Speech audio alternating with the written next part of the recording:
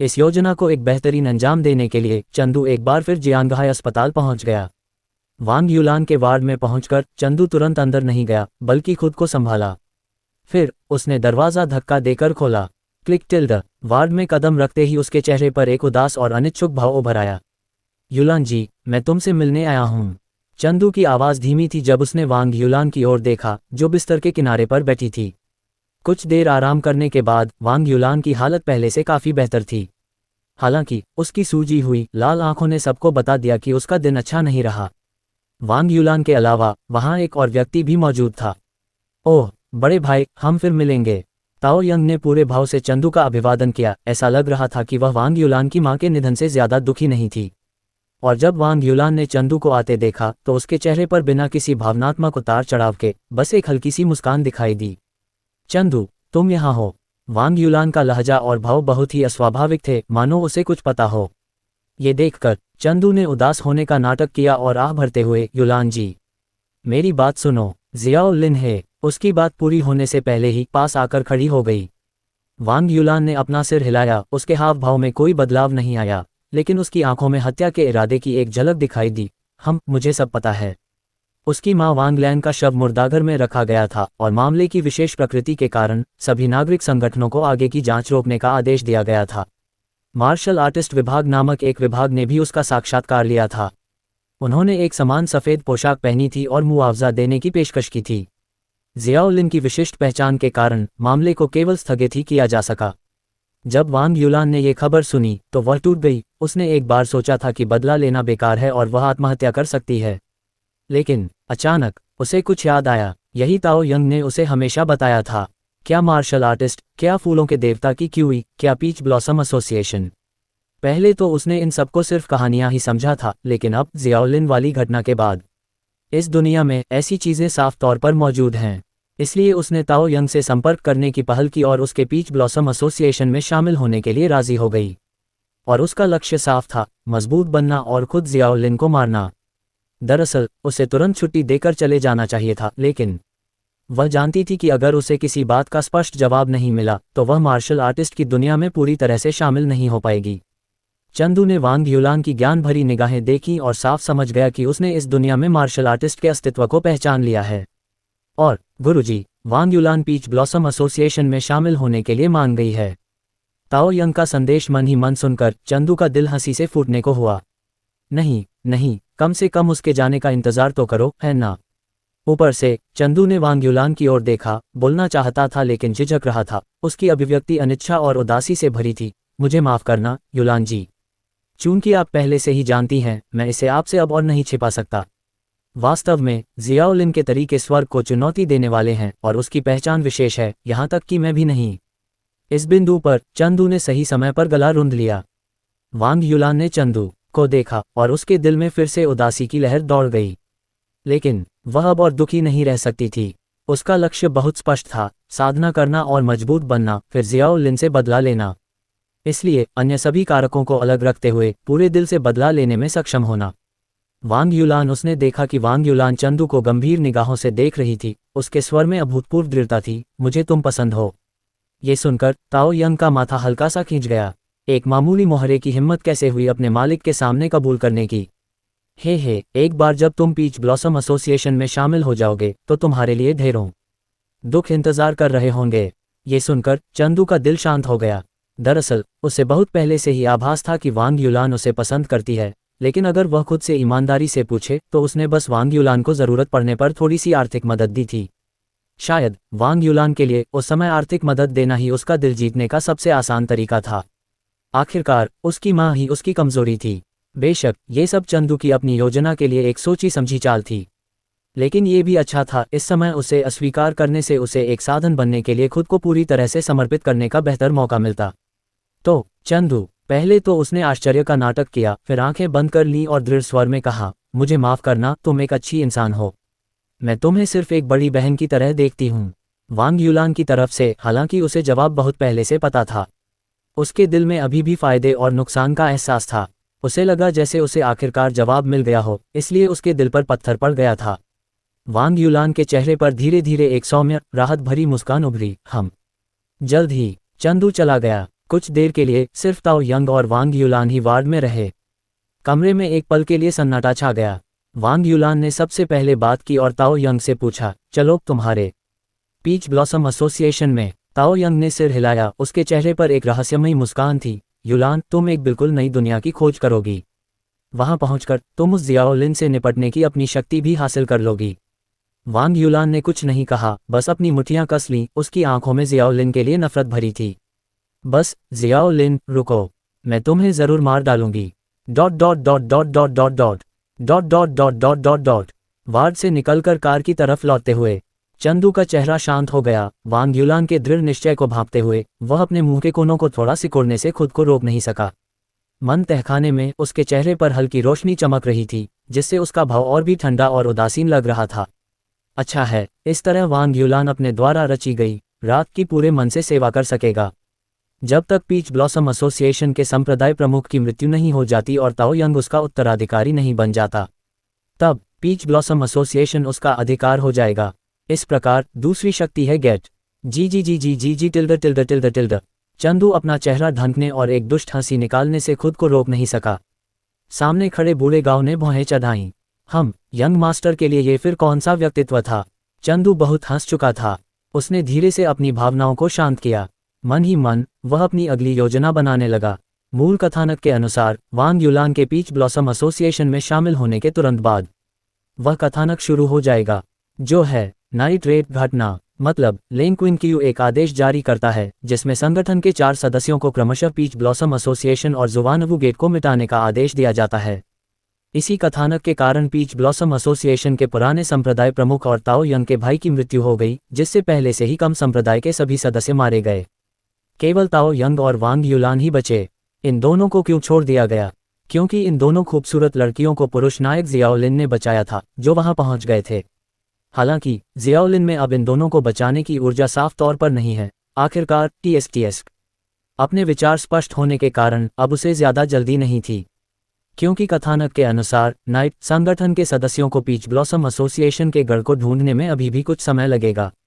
इस दौरान वह अन्य व्यवस्थाएं कर सकता था। और इसी समय बज उसका फोन अचानक एक सूचना के साथ कंपन करने लगा। उसने उसे उठाया और देखा, ये लेंग लिंगर का था। जीजाजी, मुझे कल ले जाए, मैं कियोंगलैन के घर जाना चाहती हूँ। कियोंगलैन, बाई कियोंगलान। चंदू ने ध्यान से सोचा। ऐसा लग रहा था कि हम ड्रैगन किंग ज़ेड का दूसरा आधा हिस्सा बाई कियोंगलान पर है ना?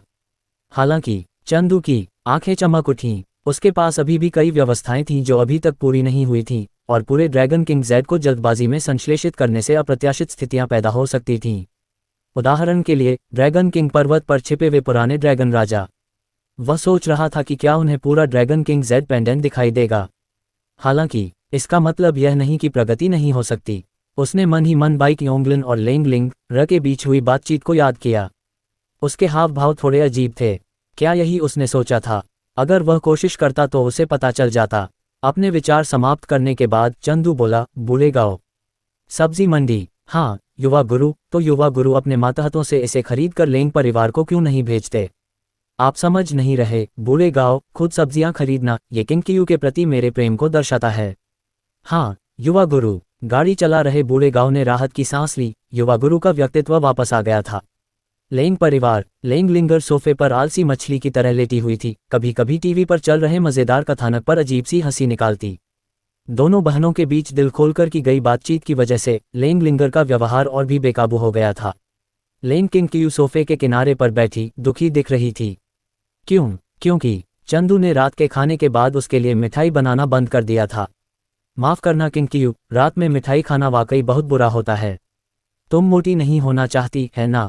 चंदू लेंग किंगक्यू के पैर के पास उखड़ूं बैठ गया। उसके सामने गर्म पानी का एक कटोरा था। उसने हाथ बढ़ाकर उसकी पिंडली को छुआ, मालिश करते हुए उसे गंभीरता से सलाह दी। रात्रि राजा होने के नाते उसके पास सारी ऊर्जा को पूरी तरह से अवशोषित करने की क्षमता थी। थोड़ी सी गर्मी कुछ नहीं थी। बेशक वह ऐसी बातें जोर से नहीं कह सकता था, इसलिए लेंग किंगक्यू ने गर्व से अपनी ठुड्डी झुका ली और कुछ भी बोलने से इनकार कर दिया। बस जैसे जैसे चंदू के पैरों की मालिश उसे आरामदायक लगती गई, उसकी अभिव्यक्ति धीरे धीरे कमजोर होती गई। उसने हल्के से अपने होंठ काटे। चंदू बोला, ठीक है किंगक्यू, आज की मालिश थोड़ी कम थी क्योंकि मुझे बाद में कुछ और करना है। आओ अपने पैर पानी में डालो। अपने सामने जैद जैसे पैरों को देखकर हालांकि चंदू ललचा रहा था, वह ये भी जानता था कि हार मानने की क्या कीमत चुकानी पड़ सकती है। इसलिए वह बहुत अच्छा व्यवहार कर रहा था, उसके मन में कोई और विचार नहीं था। लेन किंगकियू की तरफ से चंदू के बड़े हाथों ने उसे सहलाते हुए उसके दिल में भी एक लहर पैदा कर दी। हालांकि यह एहसास जल्दी ही खत्म हो गया, क्योंकि इस बार चंदू ने आश्चर्यजनक रूप से अच्छी पकड़ बनाए रखी, न तो छेड़छाड़ की और न ही कुछ अजीब किया। उसे पता नहीं क्यों, लेकिन लेन किंगकियू का दिल सचमुच थोड़ा निराश था। लेकिन जैसे ही उसने ये सोचा, लेन किंगकियू ने जल्दी से अपना सिर हिला दिया। नहीं नहीं नहीं, अगर उसने ऐसा सोचा तो क्या वह भी विकृत नहीं हो जाएगी? ये सब चंदू की वजह से था, जो आमतौर पर अजीबोगरीब हरकतें करता था। उसका इतना अजीब बनना भी उसी की वजह से होगा। इसलिए वह अचानक बहुत क्रोधित हो गई और चंदू से बोली, तुम क्या करने वाले हो? गू परिवार के युवा स्वामी को संभवतः क्या करना होगा? विभिन्न अर्थों में। चंदू ने सोचा कि उसे बाद में क्या करना है, इसलिए उसने सूखी खांसी की और जवाब दिया। क्या हुआ? उसे ऐसा क्यों लगा कि लेन किंगकियू अचानक गुस्सा हो गया। व्यस्त हो? आपसे ज्यादा व्यस्त कौन है? लेन किंगकियू के जैद जैसे पैर हौद के पानी में हल्के से हिल रहे थे। उसे समझ नहीं आ रहा था कि उसे ऐसा क्यों लग रहा है। शायद क्योंकि उसने सुना था कि चंदू जा रहा है, इसलिए वह नाराज और दुखी थी। नामुमकिन, बिल्कुल नामुमकिन। चंदू तुरंत समझ गया। ओह, वह समझ गया, उसकी पत्नी नहीं चाहती थी कि वह जाए, लेकिन वह कुछ नहीं कर सकता था। किंगकियू से प्यार जताने के गंभीर काम के अलावा उसे और भी छोटे मोटे काम करने थे। तो चंदू और हिम्मत जुटाकर सीधा आगे बढ़ा। छपाक, उसने पानी में डूबे उसके गोरे कोमल पैर को पकड़ लिया। लेन किंगकियू को अचानक एक संवेदनशील जगह ने जकड़ लिया और उसका हमेशा से अलग थलग रहने वाला व्यवहार तुरंत टूट गया। उसका शरीर नर्म पड़ने लगा, उसके गालों पर लाली छा गई और वह अपना पैर वापस खींचने की कोशिश करने लगी, दांत पीसते हुए और गालियां देते हुए। तू कमीनी, तू क्या कर रही है? चंदू ने उसे अनदेखा किया और सीधे अभिनय करना शुरू कर दिया। क्या कर रही हो? किंगकियू, तुम अपने पति से कैसे बात कर रही हो? हा, वो बस आहा। अपनी विशेष तकनीक के कारण लेन किंगकियू एक ही समय में हंसा और रोया। हालांकि चंदू निर्दयी था। अपनी हथेली में वस्तु के साथ खेलते हुए उसने धमकी दी, माफी मांगो, अपने पति से माफी मांगो, मैं गलत था। एकमात्र चंदू, वो जल्दी से माफी मांगो, जल्दी से। लेन किंगकियू के अभिमान ने स्वाभाविक रूप से बोलने से इनकार कर दिया, लेकिन उसने सोफे के कुशन को कसकर पकड़ लिया। लेकिन क्यों? सॉरी, मैं गलत थी, लेन किंगकियू ने धीरे और कमजोरी से कहा। उसका पूरा शरीर सोफे पर धंस गया, उसका दिल तेजी से धड़कने लगा, भावनाओं का सैलाब उमड़ पड़ा। कैसी किंगकियू? संक्षेप में, वह बेहद प्यारी थी। उसने उसके जैद जैसे पैरों को देखा और अवचेतन रूप से बोल पड़ा, किंगकियू, क्या मैं? उद्धरण चिन्ह उद्धरण चिन्ह। नहीं। लेन किंगकियू अभी भी पहले वाली खुशी में डूबी हुई थी, लेकिन चंदू ने अचानक उसका मूड खराब कर दिया। चंदू के साथ समय बिताने के बाद वह जानती थी कि वह क्या कहने वाला है, भले ही उसने बस पात दिया हो। ये फिर से कुछ स्वर्ग विरोधी बयान होना चाहिए, इसलिए उसने उसे सीधे बीच में ही रोक दिया। ये सुनकर चंदू ने निराश भाव से सारी गंदगी साफ की और फिर उदास होकर बाहर निकाल दिया गया।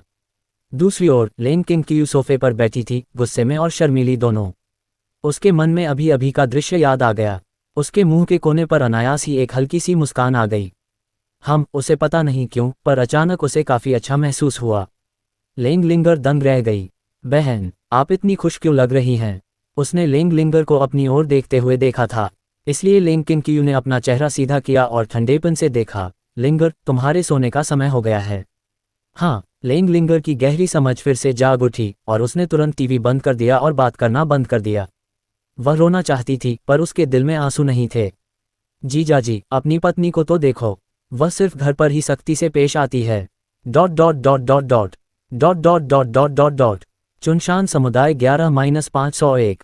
मैंने तुमसे कहा था न कि मैं तुम्हें और पैसे दूंगी। जियाओ तियान, क्या तुम कुछ लाइव क्यों नहीं दिखा सकती? चंदू, उसका जिक्र फिर मत करना, मैं उससे तुम्हारे लिए पैसे नहीं मांगूंगी। दिन भर के काम से थकी शेन वार्नर ने गुस्से में फोन रख दिया। उसकी आंखें थकान से भरी थीं। सब एक एक करके ऐसे क्यों हो गए? उसके माता पिता की गलतफहमी, उसके रिश्तेदारों का व्यंग्य, उसके छोटे भाई की नासमझी, सबने चंदू से रिश्ता तोड़ने का दोष उसे ही दिया। उन्हें कुछ समझ नहीं आया, कुछ पता नहीं था। वह उस समय अपना करियर बना रही थी, रोमांस नहीं। और चंदू ने ऐसा कुछ भी नहीं दिखाया था जिससे वह आकर्षित होती। साफ मना न करना चंदू के साथ पहले से ही बहुत न्यायपूर्ण था। लेकिन चंदू अब इतना उत्कृष्ट क्यों था और इतना आकर्षक क्यों था? शेन वानर के मन में एक बार फिर भोज में चंदू का रूप याद आ गया।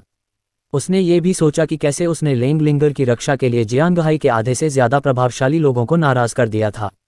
और उसने सोचा कि कैसे उसने वास्तव में उसकी पूर्वादर्श लेंग किंगकियू से शादी की। ये सब उसके दिमाग में गूंज रहा था, जिससे उसे गहरा अफसोस हो रहा था, लेकिन पछतावे में बहुत देर हो चुकी थी। उस दिन से ही उसने हिम्मत जुटाकर उसे पहली बार प्यार किया था, लेकिन उसे बेरहमी से ठुकरा दिया गया।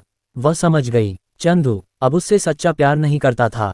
चुनशान समुदाय में लौटकर यह एक और घर था जो उसने खरीदा था। शेन परिवार स्पष्ट रूप से कोई छोटा परिवार नहीं था, फिर भी अंदरूनी कलह और साजिशें किसी बड़े परिवार से कम नहीं थीं। ये बहुत थका देने वाला, बहुत कठिन था। शेन वान एर एक मजबूत महिला बनना चाहती थी और शेन परिवार को दुनिया की राह पर ले जाना चाहती थी। ये गलत नहीं था, लेकिन उसके परिवार की गलतफहमी ने उसे बहुत चिड़चिड़ा बना दिया था। उसकी कंपनी अब सही रास्ते पर थी। जियाओलिन के नुस्खे के साथ उसे विश्वास था कि यह जल्द ही उसकी कंपनी को दुनिया भर में ले जाएगा। लिफ्ट से 501 पर जाते हुए शेन वानर ने दरवाज़ा खोला।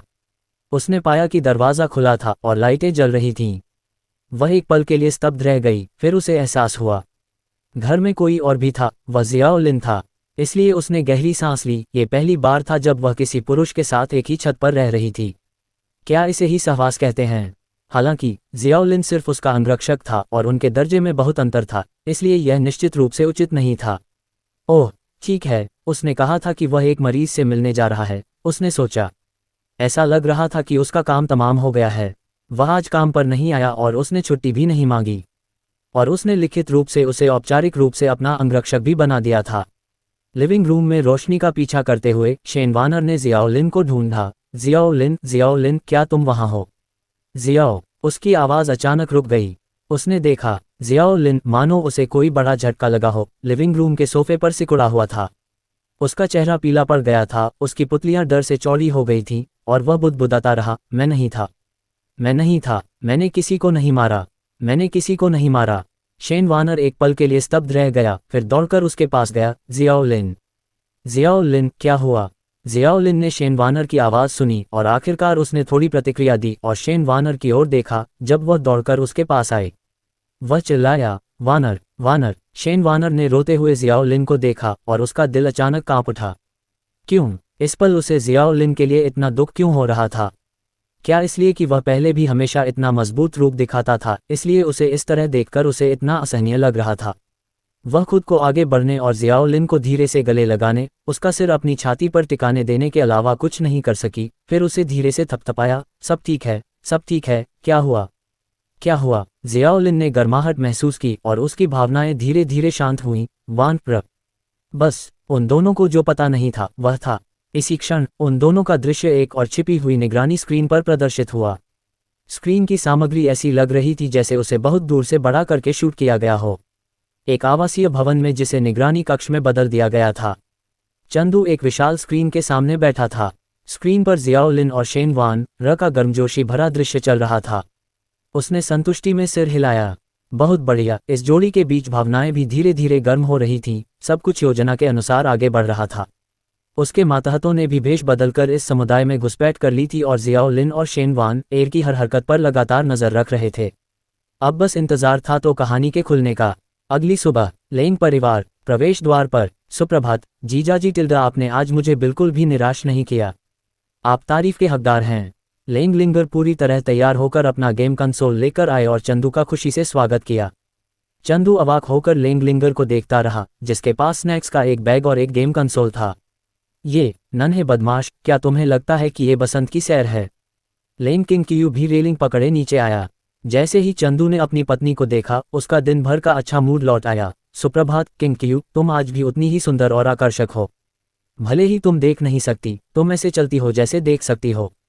ये कैसा बकवास साहित्य है? लेंग किंगकियू अंदर से खुश होकर पास आए, लेकिन ऊपर से उसने बस खींचकर कहा, क्या तुम्हें इतना कुछ कहना है? फिर उसने लेंगलिंगर से कहा, अपनी सहेली के घर जाते समय अच्छे से पेश आना और बदतमीजी मत करना। क्या तुम कोई तोहफा लाए हो? लेंगलिंगर ने जाहिर किया कि वह अब भी अपनी बड़ी बहन से बहुत डरती है। हालांकि कल उसकी अपनी बहन से बहुत लड़ाई हुई थी, फिर भी उसे थोड़ी सी चिंता थी कि उसकी कंजूस बहन बाद में हिसाब बराबर कर लेगी। इसलिए उसकी आवाज़ में दृढ़ता नहीं थी। उसने हाथ में स्नैक्स उठाए और कहा, मैं लाई हूँ। कियोंग लैन को वांग मिल्क सबसे ज्यादा पसंद है। कोई बात नहीं। लेंग किंग कियू ने थोड़ा सिर हिलाया। हालांकि लिंगर हफ्ते के दिनों में कभी कभी शरारती हो जाती थी, फिर भी उसे इतना तो शिष्टाचार आता ही था। हालांकि किसी और के घर दूध, स्नैक्स और गेम कंसोल लाने का दृश्य थोड़ा अजीब था, लेकिन लिंगर का किसी सहेली के घर जाना दुर्लभ था, इसलिए उसे उसकी मदद जरूर करनी पड़ी। और यह भी नहीं कि वह एक लड़की का घर था। इससे वह और भी निश्चिंत हो गई। इसलिए उसने चंदू की तरफ फिर से देखा और निर्देश दिया, दोपहर में जब तुम लिंगर को लेने जाओ तो भूलना मत। ये सुनकर चंदू नाराज हो गया, मानो इसका मतलब ये हो कि वह हमेशा लिंगर को खड़ा रखता था। इसलिए उसने उसकी छाती थपथपाई और गारंटी दी, मैं बिल्कुल नहीं भूलूंगा। लिंगर ने बगल से मुंह बनाया और बुदबुदाया, बेहतर होगा कि तुम ऐसा न करो। उद्धरण चिन्ह प्रश्नवाचक चिन्ह। तुमने अभी कुछ कहा? चंदू ने दया से देखा। नहीं नहीं, जीजाजी सबसे अच्छे हैं। बेशक, वे मुझे नहीं भूलेंगे टिल्डा। लिंगर अजीब तरह से मुस्कुराई, ये सोचकर कि ज़ायुगो वाकई बहुत छोटी बात है। जैसी उम्मीद थी, पति अपनी पत्नी जैसा ही होता है। पूरा परिवार मुझे तंग करता है। कितना घिनौना है। Dot dot dot dot dot dot dot dot dot dot. बूढ़े गांव ने लिंगर के नाश्ते का ढेर डिक्की में रख दिया। फिर वह कार के पास लौटा और इंजन चालू कर दिया। लिंगर कार में अपने पैर हिला रही थी और एक अनजान गाना गुनगुना रही थी। चंदू को यह अजीब लगा। आज वह इतनी खुश क्यों थी? इसलिए उसने मुंह खोला और पूछा, तुम इतनी खुश क्यों हो? क्या बस बाई कियोंगलान से मिलने नहीं जा रही हो? क्या तुम दोनों हमेशा मिलते नहीं हो? ये सुनकर लिंगर ने मन ही मन कहना चाहा कि वह चुंबन कैसा लगता है के बारे में पूछने वाली है, लेकिन उसे जल्दी ही एहसास हुआ कि अगर उसने ऐसा कहा तो चंदू जाकर उसकी शिकायत कर सकता है। इसलिए उसने मुंह बंद कर लिया और हल्के से खर्राटे लिए, ज़ायुगो, तुम बूढ़ी हो, तुम्हें बिल्कुल समझ नहीं आता कि जवान लोग क्या सोचते हैं। चंदू का मुंह फड़क उठा, क्या मेरी 20 साल की उम्र ही बूढ़ी मानी जाती है? छोड़ो भी, इस नन्हे से और कुछ न कहना ही बेहतर है, कहीं ऐसा न हो कि वह उसे 2 बार मुक्का मारने से खुद को रोक ना पाए। ये सोचकर वह कार की खिड़की से टिक गया और आंखें बंद कर लीं। जैसे जैसे समय बीतता गया, लिंगर को भी थोड़ी बोरियत महसूस हुई, तो उसने बगल में बैठे चंदू की तरफ देखा। उसकी आंखें बंद थीं और सांसें स्थिर थीं। उसे देखकर लग रहा था कि वह सो रहा है। तो उसने चंदू को चिढ़ाने के लिए हाथ बढ़ाया, लेकिन उसे लगा जैसे उसने कुछ देख लिया हो, इसलिए उसने उत्सुकता से हाथ बढ़ाकर चंदू की जेब से वह चीज़ निकाली। उसने उसे निकाला और देखा कि वह आधा ड्रैगन के आकार का जेड पेंडेंट था। Z pendant. लिंगर थोड़ी उलझन में थी। यह आधा क्यों था और यह इतना अजीब क्यों लग रहा था? उफ, नहीं, यह जेड पेंडेंट, ये थोड़ा जाना पहचाना क्यों लग रहा है। ये रंग, लगता है मैंने इसे कहीं देखा है। लिंगर को याद नहीं आ रहा था, चाहे उसने कितनी भी कोशिश की हो। छोटे बदमाश, तुम मेरे सामान के साथ क्या कर रहे हो? चंदू अचानक इस पल जाग गया। उसने ड्रैगन किंग जेड को लिंगर के हाथ से वापस ले लिया, फिर उसे वापस अपनी जेब में रख लिया। लिंगर, जो ये सब देख रही थी, अजीब तरह से हंसी। नहीं, मुझे बस लगा कि यह चीज़ थोड़ी जानी पहचानी लग रही है, इसलिए मैंने इसे बाहर निकाल कर देखा। ये सुनकर चंदू की आंखों में एक अजीब सा भाव आ गया। उसने जानबूझकर पलटकर कहा, ओह, ये चीज़ इतनी दुर्लभ है, क्या तुम दूसरी भी ढूंढ सकते हो? ये देखकर कि चंदू को उस पर विश्वास नहीं हुआ, लिंगर थोड़ी चिंतित हो गई। तुम मुझ पर अविश्वास मत करो। जब मुझे याद आएगा तो मैं इसे तुम्हें ज़रूर दिखाऊंगी। ठीक है, मुझे तुम पर विश्वास है, इसलिए अब मेरी नींद में खलल मत डालो। चंदू ने हाथ हिलाया और फिर से आंखें बंद कर लीं। इस रवैये से लिंगर बहुत दुखी हुई। उसे लगा कि उसकी गरिमा को ठेस पहुंची है। इसलिए, बदबूदार ज़ायुगो, तुम बस मेरा इंतज़ार करो। मैं ज़रूर एक जेड पेंडेंट लाऊंगा जो इसके जैसा दिखता है और इसे तुम्हारे चेहरे पर फेंक दूंगा। तब तुम्हें पता चल जाएगा कि मैंने तुमसे झूठ बोला था या नहीं। Dot dot dot dot dot dot dot dot dot dot. By परिवार, बाई जून की वजह से और बाई परिवार और ड्रैगन किंग पैलेस के बीच कथनीय रिश्ते के कारण अंदर की कहानी जानने वाले सभी लोगों ने उनमें अनगिनत संसाधन डाले, जिससे वे जियांगहाई में एक प्रथम श्रेणी का परिवार बन गए। वे एक ऐसा अस्तित्व थे कि जियांगहाई के सभी परिवार, बड़े और छोटे, केवल दोस्ती करना चाहते थे, अपमान नहीं करना चाहते थे। मुख्य द्वार पर बाई कियोनग्लान और बाई जून पहले से ही वहां इंतजार कर रहे थे। जैसे ही लग्जरी कार धीरे धीरे रुकी, लिंगर कार से बाहर कूद गई। सुप्रभात कियोनग्लान, मैं तुम्हारे साथ खेलने आई हूँ। उसने बाई कियोनग्लान का अभिवादन किया। वह खुशी से दौड़कर लिंगर के पास गई और उसकी बाँह पकड़ ली। रजी टिल्ड, मैं कब से तुम्हारा इंतजार कर रही हूँ टिल्ड। लिंगर ने अपना सिर खुजलाया। वह कुछ नहीं कर सकती थी। स्नैक्स व्यवस्थित करने में थोड़ा समय लगा, लेकिन यह नुकसानदेह नहीं था। इसके बाद वह बाई क्योंगलिन के साथ चुंबन के एहसास पर अच्छी तरह चर्चा करेगी। उफ, नहीं, जब वे पहले खेलते थे तब भी कुछ खेल ऐसे होते थे जो उन्होंने पूरे नहीं किए होते थे। बेहतर है कि पहले खेल निपटाएं फिर चुंबन की बात करें। और अभी भी बहुत सारे स्नैक्स थे, वह उन्हें भी खाना चाहती थी। घर पर, क्योंकि उसकी बहन देख रही थी, वह ज्यादा नहीं खा सकती थी। लेकिन क्योंगलिन के घर पर ये ठीक रहेगा। आखिरकार उसकी बड़ी बहन वहां नहीं थी। चंदू ने बाई जून का अभिवादन किया, हम फिर मिलेंगे। फिर उसने लेंग लिंगर की तरफ देखा, जिसे बाई क्योंगलिन पहले ही घर के अंदर खींच ले गई थी। इस छोटी सी शरारती बच्ची ने खेलने के लिए जिद की थी। ये बहुत बढ़िया है, मैं भी किंग क्यू के साथ 2 लोगों की दुनिया बिताना चाहता था, इसलिए मैंने इसे तुम्हारे पास भेज दिया। बाई जून अजीब तरह से मुस्कुराया, समझ नहीं आ रहा था कि क्या जवाब दे, इसलिए उसने सूखी खांसी की और बात बदल दी। चंदू, तुम अब भी पहले जैसे ही अलग हो। मुझे यहाँ कोई दिक्कत नहीं है और मैं भी तुम्हें कुछ बताना चाहता था। ये सुनकर चंदू की दिलचस्पी बढ़ी और उसने पूछा, क्या बात है? बाई जून ने आगे कहा, चेन यंगेन ने इस्तीफा दे दिया है। मैं अगले साल जनवरी में होने वाले मार्शल आर्टिस्ट सिलेक्शन कॉन्फ्रेंस में उसका नाम दर्ज कराने की योजना बना रहा हूँ। बेशक, मैंने उसे खास तौर पर सिफारिश की है, इसलिए उसे फाइनल टैलेंट टेस्ट तक हरी झंडी मिल जाएगी। ये सुनकर चंदू मन ही मन मुस्कुराया। उसने चेन यंगेन से इतनी निर्णायकता की उम्मीद नहीं की थी, लेकिन ये भी अच्छी बात थी। उसने बाई जून की ओर देखा और मुस्कुराया, मार्शल आर्टिस्ट चयन सम्मेलन। आपका नाम तो बहुत आधुनिक है। चंदू ने सिर हिलाया, अब पहले जैसा नहीं रहा। अब समाज कानून से चलता है और मार्शल आर्टिस्टों का विशेष प्रबंधन होना चाहिए। हर मार्शल आर्टिस्ट के पास विशेष पहचान पत्र होंगे। हम भी समय के साथ चल रहे हैं, हर चीज को और औपचारिक बनाने की जरूरत है। चंदू ने समझ का संकेत देते हुए सिर हिलाया, तो तुम मुझे यह इसलिए बता रहे हो क्योंकि। ये देखकर कि चंदू उसका मतलब समझ गया है, बाई जून ने कहा, पहली बात, मुझे लगा कि चूंकि चेन यंगेन का परिचय तुमने ही कराया था, इसलिए तुम्हें यह बताना जरूरी था। दूसरी बात, उसने चंदू के पीछे खड़े बूढ़े गांव की तरफ देखा, फिर एक पल सोचा और फिर कहा, हर साल मार्शल आर्टिस्ट चयन सम्मेलन में विभिन्न मार्शल आर्टिस्ट परिवार इस चयन सम्मेलन के लिए परीक्षक के रूप में एक मार्शल आर्टिस्ट भेजेंगे।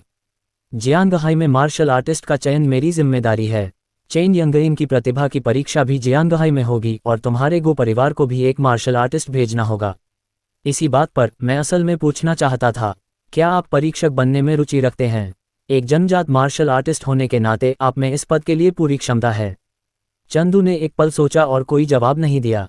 उसने बूढ़े गांव की ओर देखा, पिछले सालों में हमारे गो परिवार ने किसे भेजा था?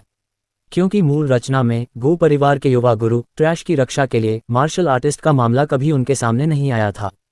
बूढ़े गांव हल्के से मुस्कुराए और बोले, हमेशा मैं ही था। वाह, गो परिवार से जैसी उम्मीद थी, एक ग्रैंड मास्टर को सीधे परीक्षक के रूप में भेज दिया। नहीं, कहना चाहिए कि बूढ़ा गांव सचमुच सब कुछ करता है। एक बटलर, एक परीक्षक और एक अंगरक्षक की भूमिका निभाता है। जैसी उम्मीद थी, बूढ़े गांव। चंदू ने मन ही मन उसकी प्रशंसा की और मार्शल आर्टिस्ट चयन सम्मेलन की योजना भी उसके दिमाग में आ गई। मार्शल आर्टिस्ट चयन सम्मेलन ने कई प्रतिभाओं को इकट्ठा किया। जियोलिन भी भाग लेगा, क्योंकि मूल रचना में जियोलिन को सीधे मार्शल आर्टिस्ट विभाग में शामिल होने की अनुमति दी गई थी, जिससे बाकी सभी लोग बहुत नाखुश थे। इसलिए जियोलिन ने स्वेच्छा से कहा कि वह चयन के माध्यम से प्रवेश करना चाहता है। अंत में लॉन्ग एओटियन के चेहरे पर थप्पड़ मारने और दिखावा करने का एक दृश्य होना लाजमी था और वह प्रथम स्थान के साथ मार्शल आर्टिस्ट विभाग में प्रवेश कर गया। कथानक में उसका एक सुंदर महिला परीक्षक के साथ एक अस्पष्ट संबंध भी था। बस उसे नहीं पता था कि दूसरा पक्ष अब भी भाग लेगा या नहीं। और मार्शल आर्टिस्ट चयन सम्मेलन प्रत्येक वर्ष जनवरी में आयोजित किया जाता है। वह बस गो परिवार की वार्षिक बैठक की योजना पूरी कर सकता था। बीच का समय उसके लिए कई काम करने के लिए काफी होता। तब तक मार्शल आर्टिस्ट चयन। चंदू को कुछ सूझा और वह मन ही मन एक अजीब सी हंसी हंसा। उसने सिर हिलाया, मैं सहमत हूँ। बाई जून ने हल्की सी मुस्कान दिखाए, ठीक है, शुक्रिया। दरअसल उच्च अधिकारियों ने भी उस पर दबाव डाला था, ये कहते हुए कि मार्शल आर्टिस्ट विभाग के सभी ग्रैंड मास्टर सनकी हैं और मार्शल आर्टिस्ट चयन सम्मेलन के लिए परीक्षक बनने को तैयार नहीं हैं। हालांकि हर साल गो परिवार अपनी ताकत दिखाने के लिए ग्रैंड मास्टर मार्शल आर्टिस्ट भेजता था, जिसका बहुत बुरा असर पड़ता था। इसलिए उन्होंने मांग की कि अगले साल के मार्शल आर्टिस्ट चयन के लिए उसके ग्रैंड मास्टर मुख्य परीक्षक के अलावा अन्य प्रमुख परिवारों द्वारा भेजे गए सभी परीक्षक ग्रैंड मास्टर रैंक से नीचे के होने चाहिए। मार्शल आर्टिस्ट विभाग के विभिन्न नेताओं का व्यक्तित्व भी विचित्र था। बाई जून ने कहा कि वह बहुत थका हुआ है। बाई परिवार को छोड़कर चंदू कार में बैठ गया और अपनी आगे की योजनाओं पर विचार करने लगा। मार्शल आर्टिस्ट चयन सभा एक अपेक्षाकृत महत्वपूर्ण कथानक बिंदु था जिसे वह नज़रअंदाज नहीं कर सकता था। ये सीधे उसकी मुख्य योजना की दिशा से जुड़ा था, जो थी नाइट की जगह लेना। इस योजना को अंतिम रूप देने से पहले चंदू ने काफ़ी देर तक विचार विमर्श किया। जब उसे पता चला कि उसके पवित्रता मूल्य का इस्तेमाल कई तरीकों से किया जा सकता है, तो उसने आगे की रणनीति के बारे में पहले ही सोच लिया था। चूंकि वह नहीं चाहता था कि लेन किंग कियू को मूल कृति जैसा ही कष्ट सहना पड़े, इसलिए वह खुद एक नाइट बनाएगा और नाइट किंग बनेगा। नाइट किंग बनने का मतलब यह नहीं था कि उसे मूल कृति वाला नाइट किंग बनना ही होगा, बल्कि उसे बस जनता को यह विश्वास दिलाना था कि वही असली नाइट किंग है। जब तक सभी को यकीन है कि वह नाइट संगठन का नेता है, वह सीधे लेन किंग कियू की नाइट की जगह ले सकता है। और नाइट किंग बनने के बाद चंदू को जो करना था वह बहुत आसान था, मूल कृति से लेन किंग कियू के सभी दुश्मनों का सफाया करना। जब लेन किंग कियू को पता चला कि उसके दुश्मन एक एक करके कम होते जा रहे हैं, तो शायद वह बदला लेने के बारे में नहीं सोचेगी।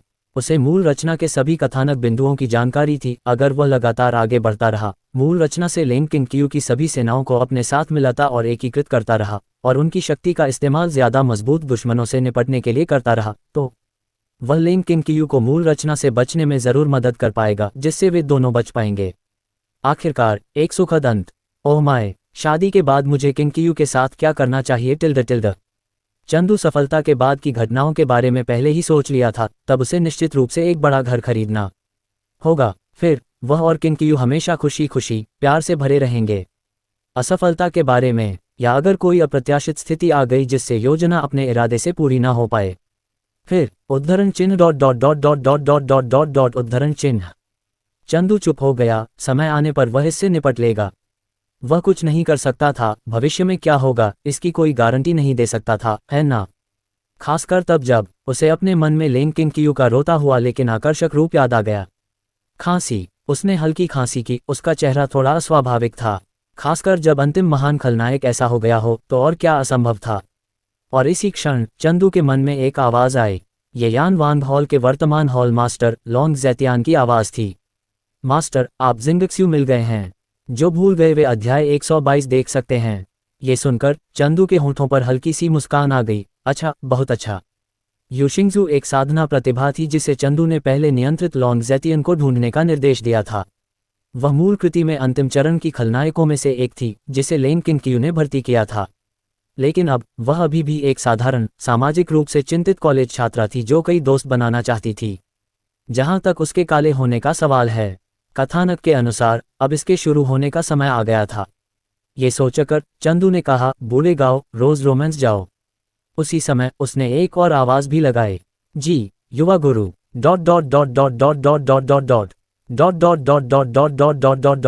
दूसरी तरफ बाई परिवार, बाई कियोनगलिन के शयन कक्ष के अंदर। Click tilde. जैसे ही वह अंदर दाखिल हुई, बाई कियोनगलिन ने दरवाजा बंद कर दिया। लेंगलिंगर स्तब्ध होकर देखती रही। कियोनगलिन, तुम दरवाजा क्यों बंद कर रही हो?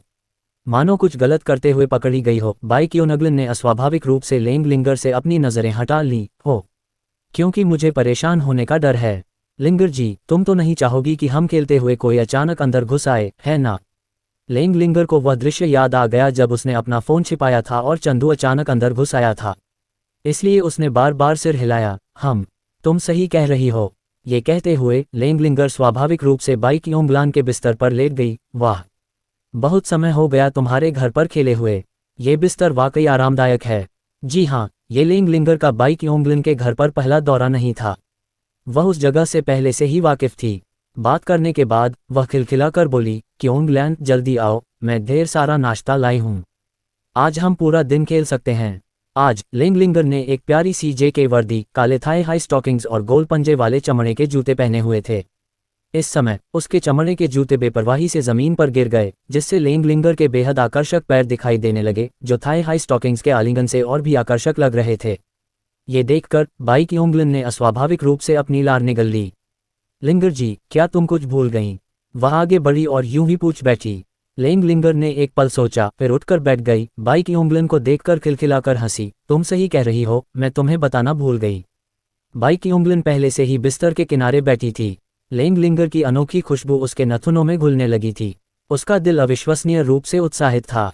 लिंगर जी की खुशबू, ये लिंगर जी की खुशबू है। हे, ये तो बढ़िया है। अब काम पर लगने का समय है। जब तक लिंगर जी वो विषय उठाती तब वो कार्रवाई करेगी। जल्दी बोलो लिंगर जी, जल्दी बोलो। बाई क्योनगलिन ऊपर से बहुत शांत दिखाई दे रही थी, लेकिन असल में उसका दिल पहले से ही उत्साहित होने लगा था। आखिरकार उसने लिंगर जी को फिर से खेलने के लिए अपने घर बुला लिया। इस बार चाहे कुछ भी हो, उसे वो करना था जो उसे बहुत पहले कर लेना चाहिए था। बस लेंग लिंगर ने एक कंट्रोलर उठाया और बाई क्योनगलिन को दे दिया, फिर माफ़ी मांगते हुए कहा, क्योनगलिन, मेरी याददाश्त देखो, हम पिछली बार जो खेल खेल रहे थे वो पूरा नहीं कर पाए हैं। चलो इस बार ये नया मॉडल है, इसका अनुभव बहुत अच्छा होगा। बाई क्योनगलिन का मुंह फड़क उठा, उसने उम्मीद से भरी लेंग लिंगर की तरफ देखा।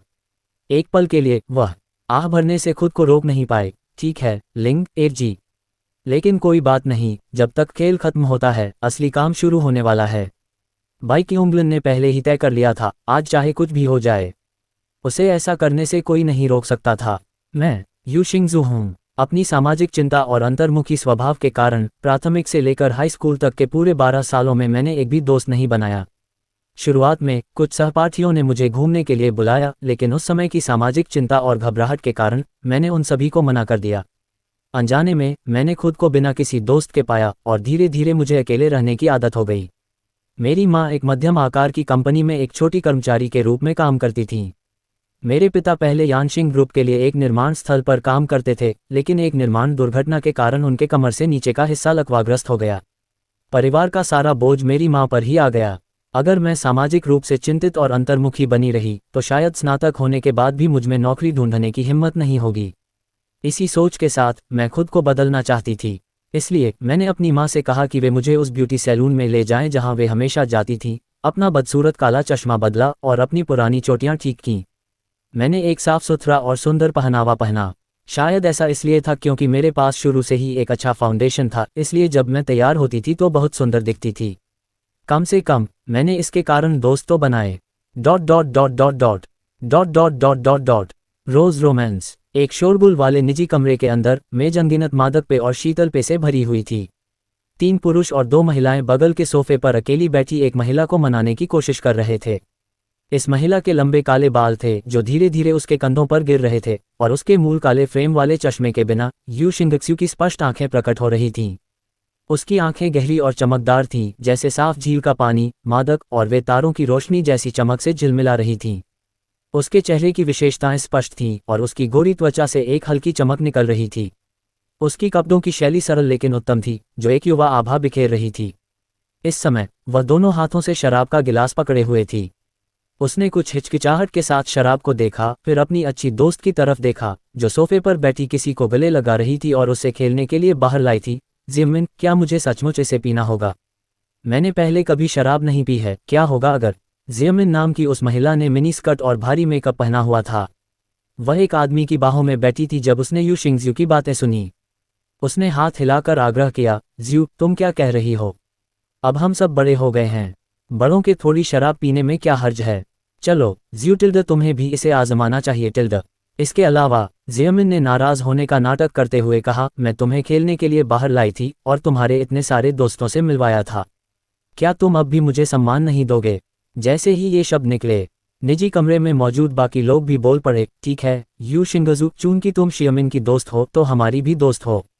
ये शराब का गिलास न पीने का मतलब क्या ये है कि तुम हमसे दोस्ती नहीं करना चाहती? ये सुनकर यू शिंगजू के चेहरे पर घबराहट छा गई और उसने बार बार सिर हिलाया, नहीं, ऐसा नहीं है, मेरा यह मतलब नहीं था। अपनी बात खत्म करने के बाद उसने अपने हाथ में शराब से भरे गिलास को झिझकते हुए देखा। शियमिन मेरी अच्छी दोस्त है, वह मुझे कोई नुकसान नहीं पहुंचाएगी। अगर मैं नशे में भी हो जाऊं तो मुझे विश्वास है कि वह मुझे घर ले जाएगी। हम बिल्कुल सही। भीड़ के जयकारों के बीच यू शिंगजू ने धीरे से गिलास अपने होठों तक उठाया। शराब का ये गिलास पीने के बाद उसने आंखें बंद कर लीं, सांस रोकी और उसे पी गई।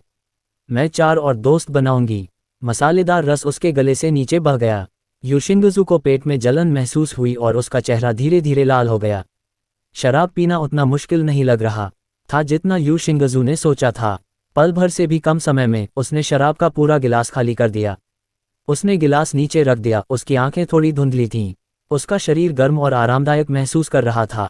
यू शिंगजू ने अपना चेहरा रगड़ा और अनजाने में जियमिन की ओर देखा। जियमिन, मैं खत्म कर चुकी हूँ। उसकी बात पूरी होने से पहले ही उसकी आंखें चौड़ी हो गईं।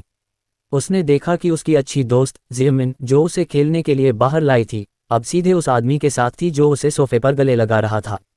सिर्फ वही नहीं, बल्कि जियमिन की एक और दोस्त भी उस महिला साथी के साथ ऐसी हरकतें करने लगी जो सिर्फ वीडियो में ही देखी जा सकती थीं। तुम क्या कर रही हो? यू शिंगजू को लगा कि कुछ गड़बड़ है। उसने उठने की कोशिश की लेकिन खुद को पूरी तरह से शक्तिहीन पाया। उसका मन भी अस्त व्यस्त हो गया, मानो वह सोने ही वाली हो। केवल अब यू शिंगक्स्यू को एहसास हुआ कि शराब में कुछ गड़बड़ है। क्यों? शियमिन उसे नुकसान क्यों पहुंचाएगा? यू शिंगक्स्यू ने अविश्वास में शियमिन को देखा, उसका दिल दहशत से भर गया। उसे पिछला दृश्य याद आया, कैसे शियमिन ने उत्साह से उसे बाहर खेलने के लिए आमंत्रित किया था और कहा था कि उसके पास उससे परिचय कराने के लिए कई दोस्त हैं। उस समय उसे कुछ भी संदेह नहीं था, केवल यह महसूस करते हुए कि रोज रोमांस नामक ये जगह थोड़ी अजीब थी, लेकिन वह फिर भी शियमिन के पीछे अंदर चली गई। लेकिन क्यों? इस समय तीसरा आदमी, जो चुप था, खड़ा हो गया। वह पहले से ही मेज पर किसी प्रकार की सिरिंज जैसी वस्तु के साथ छेड़छाड़ कर रहा था। वह केवल अब सिरिंज के साथ चला गया। उसने यू शिंगक्स्यू को एक दुष्ट मुस्कान के साथ देखा और जब उसने उसका आकर्षक चेहरा देखा तो वह अपने होंठ चाटने से खुद को रोक नहीं सका। हे। शियमिन, इस बार तुम जो क्वालिटी लाई हो वो वाकई बहुत अच्छी है। मम टिल्ड बिल्कुल। इसके बाद तुम्हें मुझे और देना होगा। हे, मैं समझ गया। तीसरा आदमी यू शिंगक्स्यू के पास गया और उसका हाथ पकड़ लिया। चिंता मत करो, तुम बहुत जल्द खुश महसूस करोगी। यू शिंगक्स्यू को स्पष्ट रूप से आभास हुआ कि यह क्या था और उसके दिल में डर की लहर दौड़ गई। वह हताश होकर संघर्ष करती रही। नहीं, तुम ऐसा क्यों कर रही हो? उसने अपनी पूरी ताकत अपने अच्छे दोस्त शियमिन को देखने के लिए लगा दी, जो पास में था। शियमिन, मुझे बचा लो, कृपया उसे रुकने के लिए कहो। कृपया। उसके दिल में वह अभी भी आशा की एक किरण पकड़े हुए थी, उम्मीद कर रही थी कि शियमिन अभी भी वही अच्छा दोस्त होगा जिसे वह जानती थी। हालांकि शियमिन ने अपनी जीभ पर एक छोटी सी गोली लगाते हुए घृणा से यू शिंगजू को देखा। तुम इतनी परेशान करने वाली हो। ये शब्द निकलते ही यू शिंगजू का चेहरा पीला पड़ गया और उसका दिल बर्फ के तहखाने में धंस गया। उसे अपने कानों पर विश्वास नहीं हो रहा था। वे कितने अच्छे दोस्त हुआ करते थे, साथ में कई खूबसूरत पल बिताते थे, एक दूसरे पर भरोसा करते थे और खुशियां बांटते थे। उसे समझ नहीं आ रहा था कि शियमिन इतना बदल क्यों गया है। शियमिन ने यू शिंगजू को देखा, उसकी आंखों में उपहास का भाव झलक रहा था। एक देहाती औरत होने के नाते तुम्हें एक देहाती औरत जैसी आत्मचेतना होनी चाहिए। उसका स्वर तिरस्कार और घृणा से भरा था। क्या तुम्हें पता नहीं है कि मुझे सबसे ज्यादा नफरत तुम्हारी साफ सुथरी शक्ल से है, जो कुछ भी न जानने का दिखावा करती है। शियमिन के शब्द यू शिंगजू के दिल में सुइयों की तरह चुभ गए। उसे समझ नहीं आ रहा था कि उसने क्या गलती की थी। शियमिन उससे इतनी नफरत क्यों करता था? उसके आंसू बेकाबू होकर बहने लगे और उसने विनती की, जियमिन, मुझे नहीं पता मैंने क्या गलत किया, तुम मेरे साथ ऐसा व्यवहार क्यों कर रहे हो? क्या हम अच्छे दोस्त नहीं हैं? जियमिन का चेहरा और भी बदसूरत हो गया और उसका स्वर गुस्से से भर गया। अच्छे दोस्तों? चिंता मत करो, कई दोस्त बाद में तुम्हारे साथ अच्छी बात करेंगे। इतना कहने के बाद जियमिन ने मुंह फेर लिया और यू शिंगजू की तरफ देखना बंद कर दिया। ये देखकर यू शिंगजू ने महसूस किया कि उसका दिल अनगिनत टुकड़ों में बिखर गया। उसे समझ नहीं आ रहा था कि क्या करे, बस आंसुओं से उसकी नज़र धुंधली हो रही थी। उसका दिल दर्द और निराशा से भर गया। क्यों? ऐसा क्यों हो रहा है? इसके तुरंत बाद तीसरे आदमी ने हाथ बढ़ाकर यू शिंगजू के बाल पकड़े, उसका सिर ऊपर उठाया, फिर उसकी गर्दन पर सिरिंज तान दी। हिलना मत, तुम बहुत जल्द विरोध करना बंद कर दोगी। जैसे जैसे सिरिंज पास आती गई, यू शिंगजू की आंखों की रोशनी कम होती गई। यो बड़े भाई, तुम आखिरकार शुरू कर रहे हो। चलो, मैं तैयार हूँ। एक अन्य व्यक्ति ने अपना फोन उठाया और उसे यू शिंगक्स्यू और तीसरे व्यक्ति पर निशाना बनाया। ये देखकर यू शिंगक्स्यू को और भी निराशा हुई। ऐसा क्यों हो रहा है? मैं ऐसी चीज का सामना क्यों कर रहा हूँ? शराब में मौजूद नशीले पदार्थों ने धीरे धीरे यू शिंगजू के शरीर को गर्म कर दिया और उसका शरीर धीरे धीरे शिथिल और शक्तिहीन हो गया। सब खत्म हो गया, सब कुछ खत्म हो गया। इस समय यू शिंगजू को पहले से ही पता था कि उसका क्रूर भाग्य प्रतीक्षा कर रहा है। उसका शरीर बेकाबू होकर कांप रहा था, उसका दिल अंतहीन भय और निराशा से भर गया और उसकी आंखों में आंसू आ गए। उसने अपनी अच्छी दोस्त जियमिन को देखा जो वहां आनंद में डूबी हुई थी, ये याद करते हुए कि कैसे दूसरी पार्टी उसके पास आई थी और कहा था कि वह उसकी दोस्त बनना चाहती है। और अब उसका असली चेहरा सामने आ गया था, इतना बदसूरत, इतना घिनौना। किसी कारण से इस पल में कमजोर उसे फिर से ताकत मिलती दिख रही थी। यू शिंगजू के दिल में बढ़ता आक्रोश भर गया। वह अपने दिल में चिल्लाई, क्यों? तुम मेरे साथ ऐसा क्यों कर रहे हो? मुझे नफरत है, मुझे बहुत नफरत है। उसने अपनी मुट्ठियां कस लीं, उसके नाखून उसकी हथेलियों में गहरे धंस गए, मानो बस इसी से उसके दिल का दर्द थोड़ा कम हो सकता है। हालांकि उसका शरीर अनायास ही झुक गया और उसकी मुट्ठियां धीरे धीरे ढीली पड़ गईं। वह बहुत कमज़ोर और असहाय महसूस कर रही थी, बस भाग्य के भरोसे। यू शिंगजू ने चुपचाप अपनी आंखें बंद कर लीं, आने वाली क्रूरता का इंतजार करते हुए। मैं बहुत कमज़ोर हूँ, मुझमें सामने वाले को धकेलने की भी ताकत नहीं है। मुझे कौन बचाएगा? कोई नहीं जान पाएगा कि यहाँ क्या हो रहा है। और ठीक इसी पल यू शिंगजू के मन में एक धीमी लेकिन आकर्षक आवाज़ आई। क्या तुम सत्ता हासिल करना चाहती हो? अचानक आए आवाज़ ने यू शिंगजू को रुकने पर मजबूर कर दिया। क्या तुम इन गंदे लोगों को मारना चाहती हो? आवाज़ ने फिर पूछा। यू शिंगजू ने पुष्टि की कि उसे कोई भ्रम नहीं था। गुर्राहट टिल्ड। किसी ने ध्यान नहीं दिया, लेकिन पूरे निजी कमरे से एक काला चिपचिपा तरल रिसने लगा। हर कोना काले चिपचिपे तरल से घिरा हुआ था। क्या तुम खुद को बदलना चाहते हो? जब तीसरी बार आवाज़ आए, यू शिंगजू ने जरा भी संकोच नहीं किया और घुटते हुए कहा, मैं चाहता हूँ। कृपया मेरी मदद करो, तुम्हें संतुष्ट करूं टिल्ड। अगले ही पल यू शिंगजू की चौंकी हुई निगाहों के नीचे छपाक छपाक छपाक छपाक छपाक छपाक छपाक छपाक टिल्ड। ऐसा लगा जैसे दुनिया जम गई हो और एक फ्रेम छूट गया हो। यू शिंगजू को छोड़कर कमरे में हर कोई, सबके सिर अचानक फट गए, जिससे पूरे कमरे में अनगिनत मांस और खून बिखर गया। खून की बारिश हुई। ये भयानक दृश्य तुरंत यू शिंगजू की आंखों के सामने घूम गया। उस आदमी का आधा शरीर जो यू शिंगजू के बाल खींच रहा था, धीरे धीरे जमीन पर गिर गया। गुर्राहट टिल्ड। उसके सिर के खुले छेद से लगातार ताज़ा खून बह रहा था। यू शिंगजू की पुतलियां तेजी से सिकुड़ गईं। उसने अपना हाथ खोला और अपना चेहरा छुआ। उसका पूरा शरीर खून से लथपथ था। उसने एक अस्पष्ट, बहुत धीमी आवाज़ निकाली, मानो उसके गले से निचुड़ी गई हो। उस शांत वातावरण में यह आवाज़ असाधारण रूप से स्पष्ट थी। उसने आंखें चौड़ी कर लीं, जमीन पर बिखरी लाशों को एकटक देखती रही। उसका शरीर बेकाबू होकर कांप रहा था। उसकी सांसें तेज हो गईं, मानो कोई चौंका हुआ पक्षी हो। उसने अपने मुंह को हाथ से कसकर ढक लिया, चीखने से बचने की पूरी कोशिश कर रही थी। उसका दिल तेजी से धड़क रहा था, मानो सीने से फट जाएगा। लेकिन उसे डर जाना चाहिए था, लेकिन क्यों? इसी क्षण इस वातावरण में उसे एक अजीब सी उत्तेजना महसूस हुई, यहाँ तक कि उसके गाल भी धीरे धीरे लाल हो गए और उसका शरीर गर्म होने लगा। उसे यकीन था कि ये दवाओं के कारण नहीं था। यू शिंगजू की नज़रें कमरे में बिखरी लाशों पर टिकी थीं, मानो कलाकृतियों को निहार रही हों। मत करो, उसने मन ही मन खुद से कहा, मत देखो, मत सोचो। लेकिन उसका शरीर मान ही नहीं रहा था। उसकी आंखें उन लाशों से हट ही नहीं पा रही थीं। उसे लगा जैसे उसका शरीर हल्का होता जा रहा है, मानो वो बहकर दूर जा रही हो। क्यों? ऐसा क्यों हो रहा है? यू शिंगजू के होठों पर धीरे धीरे एक विकृत मुस्कान उभर आई। उसने अपना चेहरा ढांक लिया और उसकी उंगलियों के बीच की दरारों से उसकी विकृत आंखें दिखाई देने लगीं। कितनी खुश, कितनी उत्साहित, आखिर ये कैसा एहसास है? ताली ताली टिल्ड। और इस क्षण जैसे ही तालियां बजीं, निजी कमरे में एक जानी पहचानी आवाज़ सुनाई दी। बुरा प्रदर्शन नहीं था। विस्मयादिबोधक चिन्ह। यह आवाज़ सुनकर यू शिंगजू का दिल कांप उठा। उसने आवाज़ के स्रोत की ओर देखा।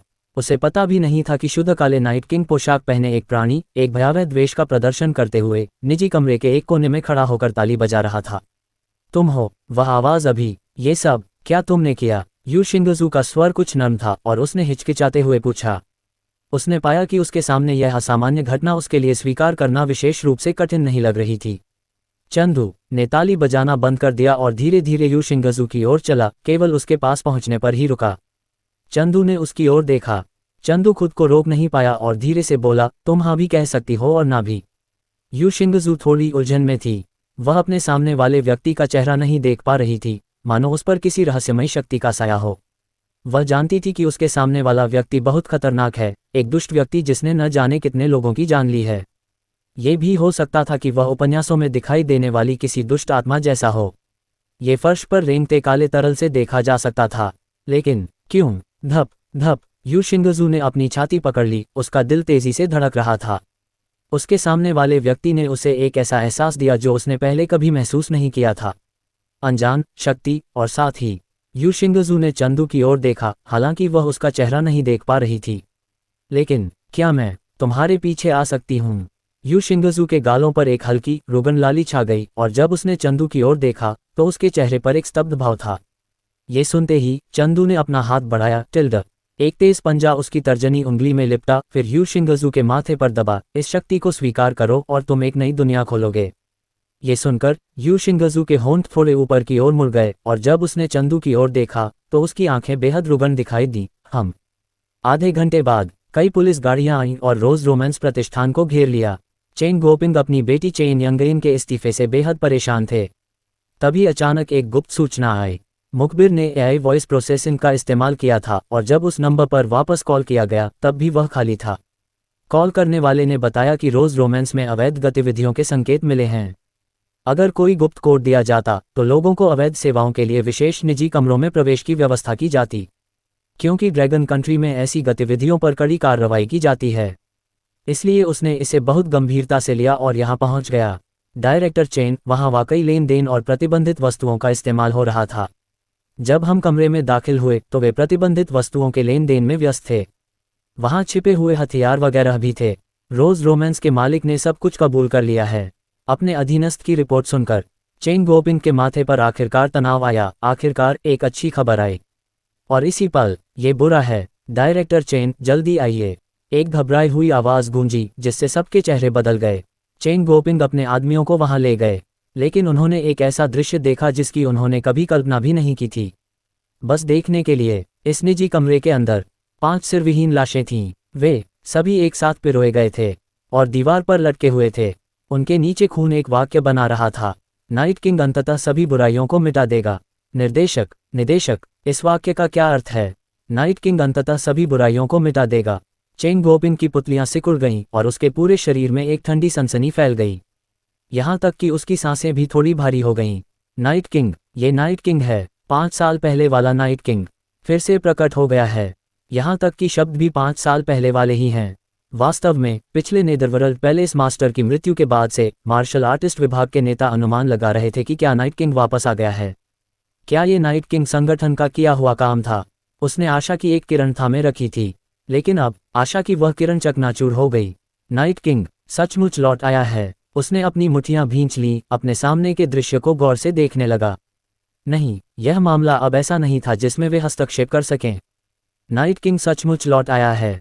यह मामला जल्द से जल्द मार्शल आर्टिस्ट विभाग को सौंप दिया जाना चाहिए।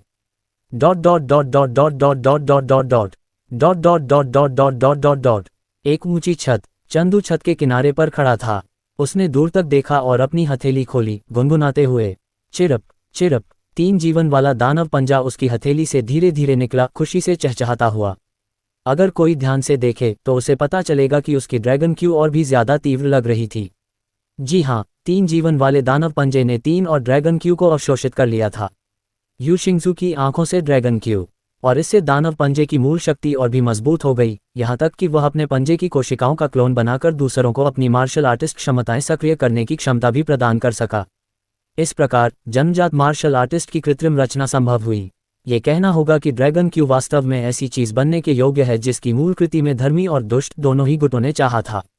इसका प्रभाव वास्तव में शक्तिशाली है। हालांकि यू शिंगजू आखिरकार मूल कृति में एक अंतिम चरण की खलनायिका है और उसका भाग्य सूचकांक ऐसा कुछ नहीं है जिसकी तुलना लॉन्ग ज़ेतियन कर सके। इसलिए उसे पूरी तरह से नियंत्रित करने के लिए आवश्यक शुद्ध प्रेम मूल्य उस स्तर पर है जिसे चंदू वहन नहीं कर सकता। लेकिन उसे इस बात की चिंता नहीं है कि यू शिंगजू उसे धोखा देगी। आखिरकार मूल कृति में वह उस नाइट किंग के प्रति बहुत आभारी और आदरणीय थी जिसने उसे भर्ती किया था।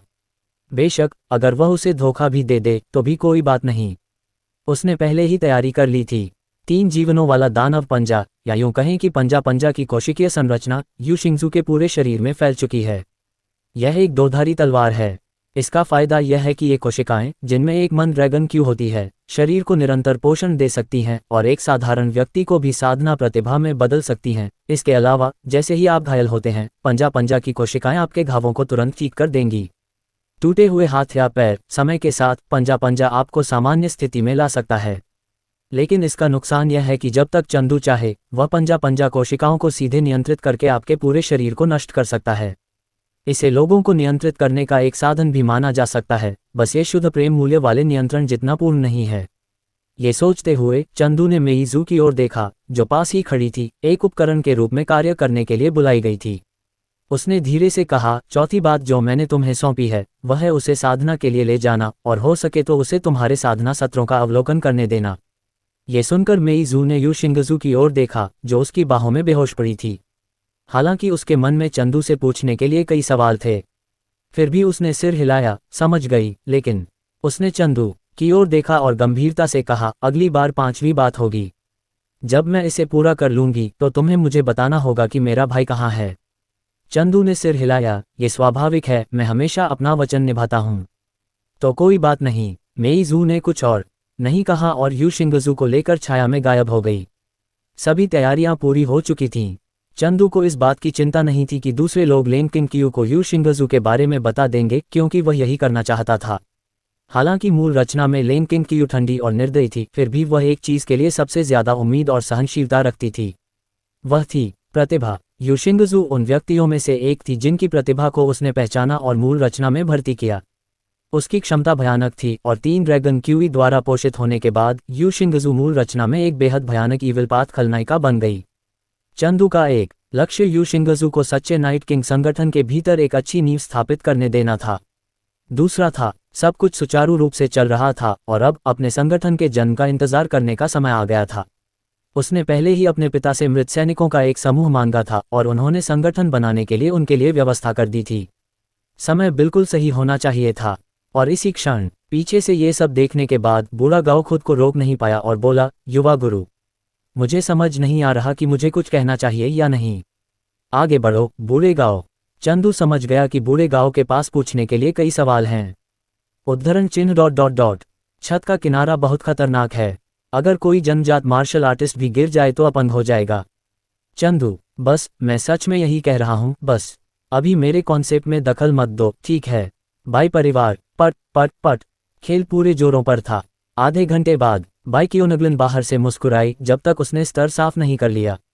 1 घंटे बाद जब तक उसने स्तर साफ कर लिया। 2 घंटे बाद जब तक उसने स्तर साफ कर लिया। 3 घंटे बाद धप धप टिल्ड। छोटी बहन, बाहर आओ और अपने दोस्त के साथ खाना खाओ। बाई जून द्वार से चिल्लाया। बाई कियोनगलन की आंखों की रोशनी मंद हो गई। उसने समय देखा, फिर टीवी पर खेल को देखा, फिर उसने लेंग लिंगर को देखा जो उसके बगल में उत्साह से देख रहा था। आह आह आह आह, तो हम पूरी सुबह गेम क्यों खेल रहे थे? बाई कियोनगलन आंसुओं के कगार पर थी, लेकिन इससे कोई फर्क नहीं पड़ता। उसने टीवी स्क्रीन पर शब्द क्लियर को देखा। दोपहर में, हम इसे दोपहर में निश्चित रूप से कर सकते हैं। लिंग रजी, चिंता मत करो, इन छोटी मोटी बातों से तुम्हारे प्रति मेरा प्यार निश्चित रूप से बाधित नहीं होगा। दोपहर का भोजन बाई जून ने बनाया था, ये वास्तव में स्वादिष्ट नहीं था। कोई केवल इतना ही कह सकता था, ये ठीक ठाक है, मेरे जीजा के हाथों जितना अच्छा नहीं है। चश्मा वाले, तुम मेरे जीजा के शिष्य क्यों नहीं बन जाते? लेंग लिंग र ने अपना मुंह पोंछा और खिलखिलाकर हंस पड़ी। उसका व्यक्तित्व हमेशा से ऐसा ही था, अपनी बहन के अलावा उसे किसी से डर नहीं लगता था। बाई जून का मुंह फड़क उठा। आखिरकार वह एक ग्रैंड मास्टर था और चंदू से कुछ साल बड़ा था। उसे चंदू का शिष्य बनने के लिए कहना, क्या ये बस चीजों को उल्टा पुल्टा नहीं कर रहा था? इसलिए उसने हल्की खांसी की और कुछ नहीं कहा। चंदू की भाभी से बहस करने की क्या जरूरत थी? दूसरी ओर बाई कियोनगलन ने प्रतिध्वनित किया, हाँ भाई, बस लिंग रजी की बात सुनो। धप। बाई जून ने अपनी छाती पकड़ ली, चोट लग रही थी, उसकी अभिव्यक्ति कुछ असहाय हो गई। छोटी बहन, यह अच्छी बात है कि लेंग लिंग र एक लड़की है, अन्यथा मुझे वास्तव में लगता कि आप उसे पसंद करती हैं। लेकिन मैं बड़ा हो गया हूँ, मैं आप दोनों बच्चों को लेकर उपद्रव नहीं करूँगा। उन्होंने असहायता के संकेत के साथ कहा, हाँ हाँ हाँ, अगर मुझे मौका मिला तो मैं चंदू से मुझे सिखाने के लिए कहूँगा। भिनभिनाहट टिल्डर। इस समय मार्शल आर्टिस्ट विभाग का विशेष फोन हिल गया। बाई जून की अभिव्यक्ति अपरिवर्तित रही। उन्होंने अपना फोन उठाया और खड़े हो गए, तुम लोग पहले खाना खा लो, मैं एक कॉल लेने जा रहा हूँ। बड़े के जाने के बाद खाने की मेज पर माहौल अधिक आरामदायक और सुखद हो गया। क्यूंगलैन, मुझे सच में बताओ, क्या तुम एक भाई कॉम्प्लेक्स हो? लिंग रजी, तुम गलत हो, तुम मेरे बारे में ऐसा क्यों कहोगे? मैंने कई मंगा पढ़े हैं और तुम्हारे जैसे लोग हमेशा अपने बड़े भाई को पसंद करते हैं। उद्धरण चिन्ह ... तुम लिंग रजी, बकवास मत करो, मैं एक भाई कॉम्प्लेक्स नहीं हूँ। वास्तव में नहीं। बाई क्यूंगलन लगभग रो पड़ा। दूसरी तरफ बाई जून ने फोन का जवाब दिया। फोन के दूसरी तरफ से एक संदेश आया जिसने उसकी अभिव्यक्ति को अचानक बदल दिया। उसने फोन रख दिया, उसे कसकर पकड़ लिया, उसका चेहरा बेहद गंभीर था। नाइट ऑर्गेनाइजेशन वास्तव में फिर से प्रकट हुआ था। यान वांग हॉल के हॉल मास्टर की मृत्यु एक दुर्घटना नहीं थी। ये वास्तव में नाइट किंग था जो बदला लेने के लिए आया था।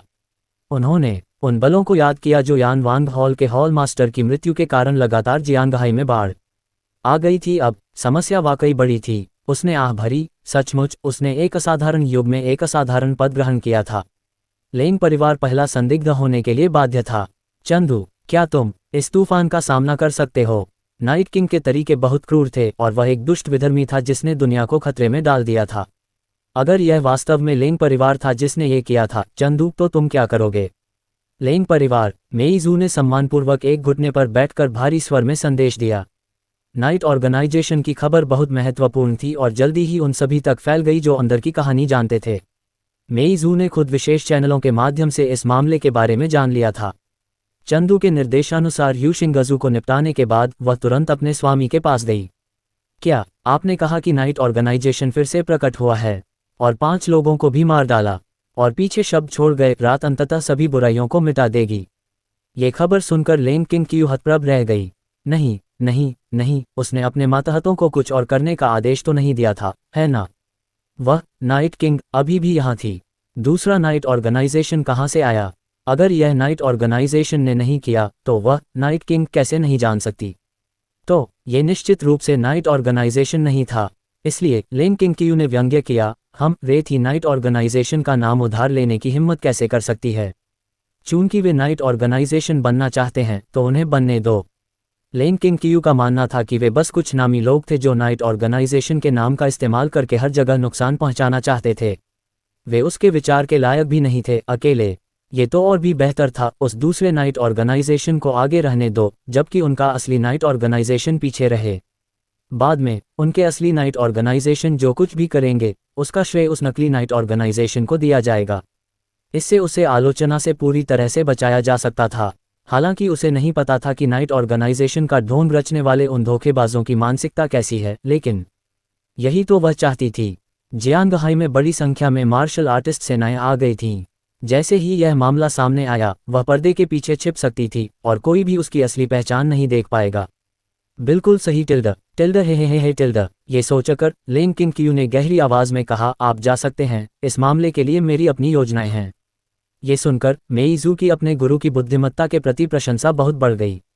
कुछ ही मिनटों में उसने सोच लिया था कि नकली नाइट ऑर्गेनाइजेशन से कैसे निपटना है। वह तो बस एक देवता जैसी थी, नहीं, उसका मालिक तो भगवान था। यही सोचते हुए मेईजू जाने ही वाली थी कि तभी जरा रुको, लेंग किंग क्यू को कुछ सूझा और अचानक बोल पड़ा, हाल ही में क्या चंदू को अपने आसपास किसी खतरनाक स्थिति का सामना करना पड़ा है? मुझे इसकी परवाह नहीं है, बस इसलिए कि वह योजना का एक अनिवार्य हिस्सा है, तो उसे कोई नुकसान नहीं पहुंचा सकता। लेंग किंग क्यू को चंदू के बारे में पूछते ही पछतावा हुआ, क्योंकि उसे एहसास हुआ कि उसका स्वर फिर से बिगड़ गया था और वह अपने अधीनस्थ के सामने अपनी छवि बिगाड़ने वाली थी। अब वह जितना ज्यादा समझाती वह उतना ही विकृत होता जाता, इसलिए चुप रहना ही बेहतर था। दूसरी ओर मेईजू वहीं रुक गई। उसके पूरे शरीर पर ठंडा पसीना आ गया, उसके चेहरे पर डर था और उसका दिल बेकाबू होकर धड़क रहा था। मालिक, वह ऐसा क्यों पूछ रही है? क्या ऐसा हो सकता है कि उसके मालिक को पहले से ही पता था कि वह चंदू की रक्षा नहीं कर रही थी? क्या चंदू के साथ उसके सौदे का भी पता चल गया था? क्या ऐसा हो सकता है कि उसका मालिक अब उसकी परीक्षा ले रहा था, उसकी वफादारी की परीक्षा, या कुछ और? मेईजू का मन इस समय बहुत उदास था। उसके मालिक को शायद पहले से ही इस बात की जानकारी थी। अब पूछना भी उसकी वफादारी की परीक्षा लेने के लिए था। अगर वह अभी सच बता देती तो शायद उसके बचने की संभावना अभी भी हो सकती थी। लेकिन उसे अपने भाई का फिर कभी पता नहीं चलता। उसे क्या करना चाहिए? आखिर उसे क्या करना चाहिए? लेंग किंग क्यू भी अंदर ही अंदर काफी चिंतित थी। क्या हो रहा है? मेईजू अभी तक बोल क्यों नहीं रही थी? फुफकार, क्या ऐसा हो सकता है कि हाल ही में चंदू के साथ वाकई कुछ खतरनाक हुआ हो? आखिरकार मेईजू ने एक दांव खेलने का फैसला किया। उसने अपना सिर नीचे किया, उसके चेहरे पर तनाव था और कांपती आवाज में उसने जवाब दिया, मास्टर, चंदू का हाल का सबसे खतरनाक पल अस्पताल में ड्रैगन किंग पैलेस के यंग लॉर्ड जियाओलिन के साथ था। ये कहते हुए मेईजू ने तुरंत ऊपर देखा और मुस्कुराने की कोशिश की। लेकिन मास्टर, चिंता न करें, चंदू की रक्षा एक ग्रैंड मास्टर कर रहा है। साथ ही मैंने चुपके से जियाओलिन को रोक दिया था, इसलिए चंदू को कोई नुकसान नहीं पहुंचा। उसे वास्तव में कोई नुकसान नहीं पहुंचा था। ये सुनकर लेंग किंग क्यू ने राहत की सांस ली। ओह, जियाओलिन, चंदू ने वापस आने के बाद उसे उस दिन के बारे में बताया था। सचमुच ये सौभाग्य की बात थी कि मेइज़ू और उसके साथ ग्रैंड मास्टर वहां थे, अन्यथा वह वास्तव में नहीं जानती कि क्या करना है। हालांकि वह वास्तव में चंदू के बारे में चिंतित नहीं थी, ये सिर्फ इसलिए था क्योंकि वह उसका नामात्र का पति था। और यह भी, मेरा दूसरा स्वर, हमारा कड़ाही यहाँ है, वह मेरा कड़ाही है, लेन किंगक्यू ने अपने दिल में जोर दिया, साथ ही थोड़ा नाखुश भी महसूस किया। सच में जियो लेन केवल तभी क्यों दिखाई देता है जब चंदू आता है। इससे वह बहुत असहज हो गई। क्या आपको लगता है कि आप एक चंदू सेंस हैं? आप वास्तव में चंदू की क्यूई को मुझसे ज़्यादा तेजी से महसूस करते हैं। हालांकि जियोलेंग मेरा दूसरा व्यक्तित्व है, ये बहुत कष्टप्रद है। लेकिन इससे पहले लेन किंगक्यू ये भी समझ गई थी कि मेइज़ू के यहाँ होने की बात निश्चित रूप से चंदू को नहीं पता हो सकती। लेन किंगक्यू ने हल्के से सिर हिलाया और उसकी खास तौर पर तारीफ की, शाबाश। चंदू की गुप्त रूप से रक्षा करती रहो और याद रखो, उसे अपने बारे में पता चलने नहीं दोगी। तुम जा सकती हो। ये सुनकर मेइज़ू को लगा जैसे उसे बहुत बड़ी माफ़ी मिल गई हो, उसका पूरा शरीर पसीने से भीग गया। उसने जल्दी से झुककर कहा, शुक्रिया गुरु। क्रैक टिल्ड, दरवाज़ा धक्का देकर खोला गया। जियाओ किंग किंग टिल्ड टिल्ड, मैं यहाँ हूँ टिल्ड टिल्ड। चंदू मुस्कुराते हुए अंदर आया। वह खुश कैसे न होता। मुख्य पात्र जियाओ लिन और मूल दूसरी नायिका वांग युलान का ब्रेकअप हो गया। पाताल लोक का महल उसके हाथ में था, टिल्ड पीच ब्लॉसम एसोसिएशन भी उसके हाथ में आने वाला था, टिल्ड यहाँ तक कि मूल कृति के अंतिम चरण का क्रूर खलनायक यू शिंगक्स्यू भी उसके हाथ में था, टिल्ड 3 लाइव्स डेमन क्लॉ उसके हाथ में था, टिल्ड उसके पास अपने नाइट संगठन के लिए उच्च स्तरीय लड़ाकू कर्मी पहले से ही मौजूद थे। इसके बाद उसे केवल डेमन क्लॉ और अन्य लोगों द्वारा संगठन के क्षेत्र की मूल रूपरेखा तैयार करने का इंतजार करना था, तभी वे औपचारिक रूप से कार्रवाई शुरू कर सकते थे। डेमन क्लॉ और अन्य कौन हैं, ये भूलकर आप अध्याय 109 देख सकते हैं। लेन किंगक्यू एक ब्रेल पुस्तक पलट रही थी, जिससे ये बताना असंभव हो गया कि वह अभी मेइज़ू के साथ महत्वपूर्ण संगठनात्मक मामलों पर चर्चा कर रही थी। चंदू के आने की खबर सुनकर सच कहूं तो उसका दिल थोड़ा खुश हुआ। लेकिन नहीं, ऐसी क्या बात थी कि उस गरिमामयी नाइट किंग का एक आदमी के सामने रोना, हंगामा करना और हंसना स्वाभाविक रूप से उसकी अपनी मर्यादा थी। दूसरी ओर चंदू, क्योंकि उसने और लेन किंगक्यू ने एक दूसरे से खुलकर बात की थी, उसकी हरकतें भी थोड़ी ज्यादा थीं। वह स्वाभाविक रूप से लेन किंगक्यू के बगल वाली कुर्सी पर बैठ गया, फिर अपना दुष्ट हाथ बढ़ाकर लेन किंगक्यू के छोटे से हाथ को छू लिया। कमीना, आते ही उसने छेड़छाड़ शुरू कर दी। लेन किंगक्यू ने जानबूझकर भौहें चढ़ाईं और एक पल के लिए विरोध किया, लेकिन जल्दी से यह हरकत रोक दी, अपना सिर घुमाकर चंदू की तरफ देखा और शांति से पूछा, तुम वापस आ गए? लिंग, एयर को भेजने में इतना समय कैसे लग गया? समय गिनते हुए दोपहर का भोजन हो चुका था। दरअसल जब से उसने दुष्ट ग्रंथ की साधना की है, उसे अब खाने की जरूरत नहीं रही। उसे अपना पेट भरने के लिए बस स्वर्ग और पृथ्वी की सच्ची क्यूई को अवशोषित करने की आवश्यकता थी।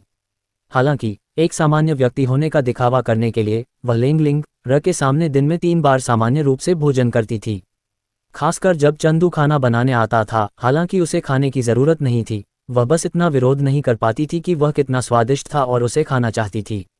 चंदू ने उसकी बात सुनी और उसने लेन किंगक्यू के छोटे हाथों को अपने दोनों हाथों से जकड़ लिया, धीरे से उसे मसला और उससे खेला, फिर कहा, किंगक्यू, बाई परिवार की पृष्ठभूमि आखिरकार काफी प्रभावशाली है। बाई जुन, गू परिवार के युवा मास्टर, मार्शल आर्टिस्ट विभाग में सबसे कम उम्र के ग्रैंड मास्टर भी हैं। हालांकि हमारे गो परिवार के लिए एक ग्रैंड मास्टर होना कोई दुर्लभ बात नहीं है, गो परिवार के युवा गुरु और गो परिवार के भावी संप्रदाय प्रमुख के रूप में। तो मुझे निश्चित रूप से दूसरे पक्ष से बात करनी होगी। तो ठीक है, आप समझ गए।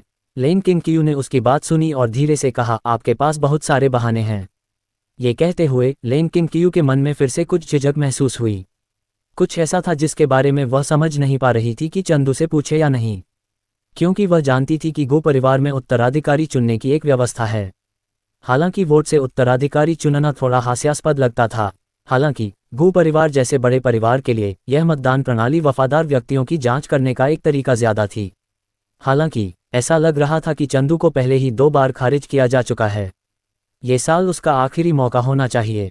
अगर दूसरा पक्ष गो परिवार का उत्तराधिकारी नहीं बन पाता और गो परिवार में उसकी हैसियत गिर जाती है तो कोई बात नहीं। सबसे बुरी स्थिति में वह चंदू का समर्थन करेगी, एक साधारण चंदू के रूप में वह उसका समर्थन कर सकती है। और अगर चंदू सच में गो परिवार का उत्तराधिकारी बनना चाहता था, ऐसा नहीं था कि वह मदद नहीं कर सकती थी। इसलिए उसने फिर पूछा, चंदू, क्या तुम सच में गो परिवार का उत्तराधिकारी बनना चाहते हो?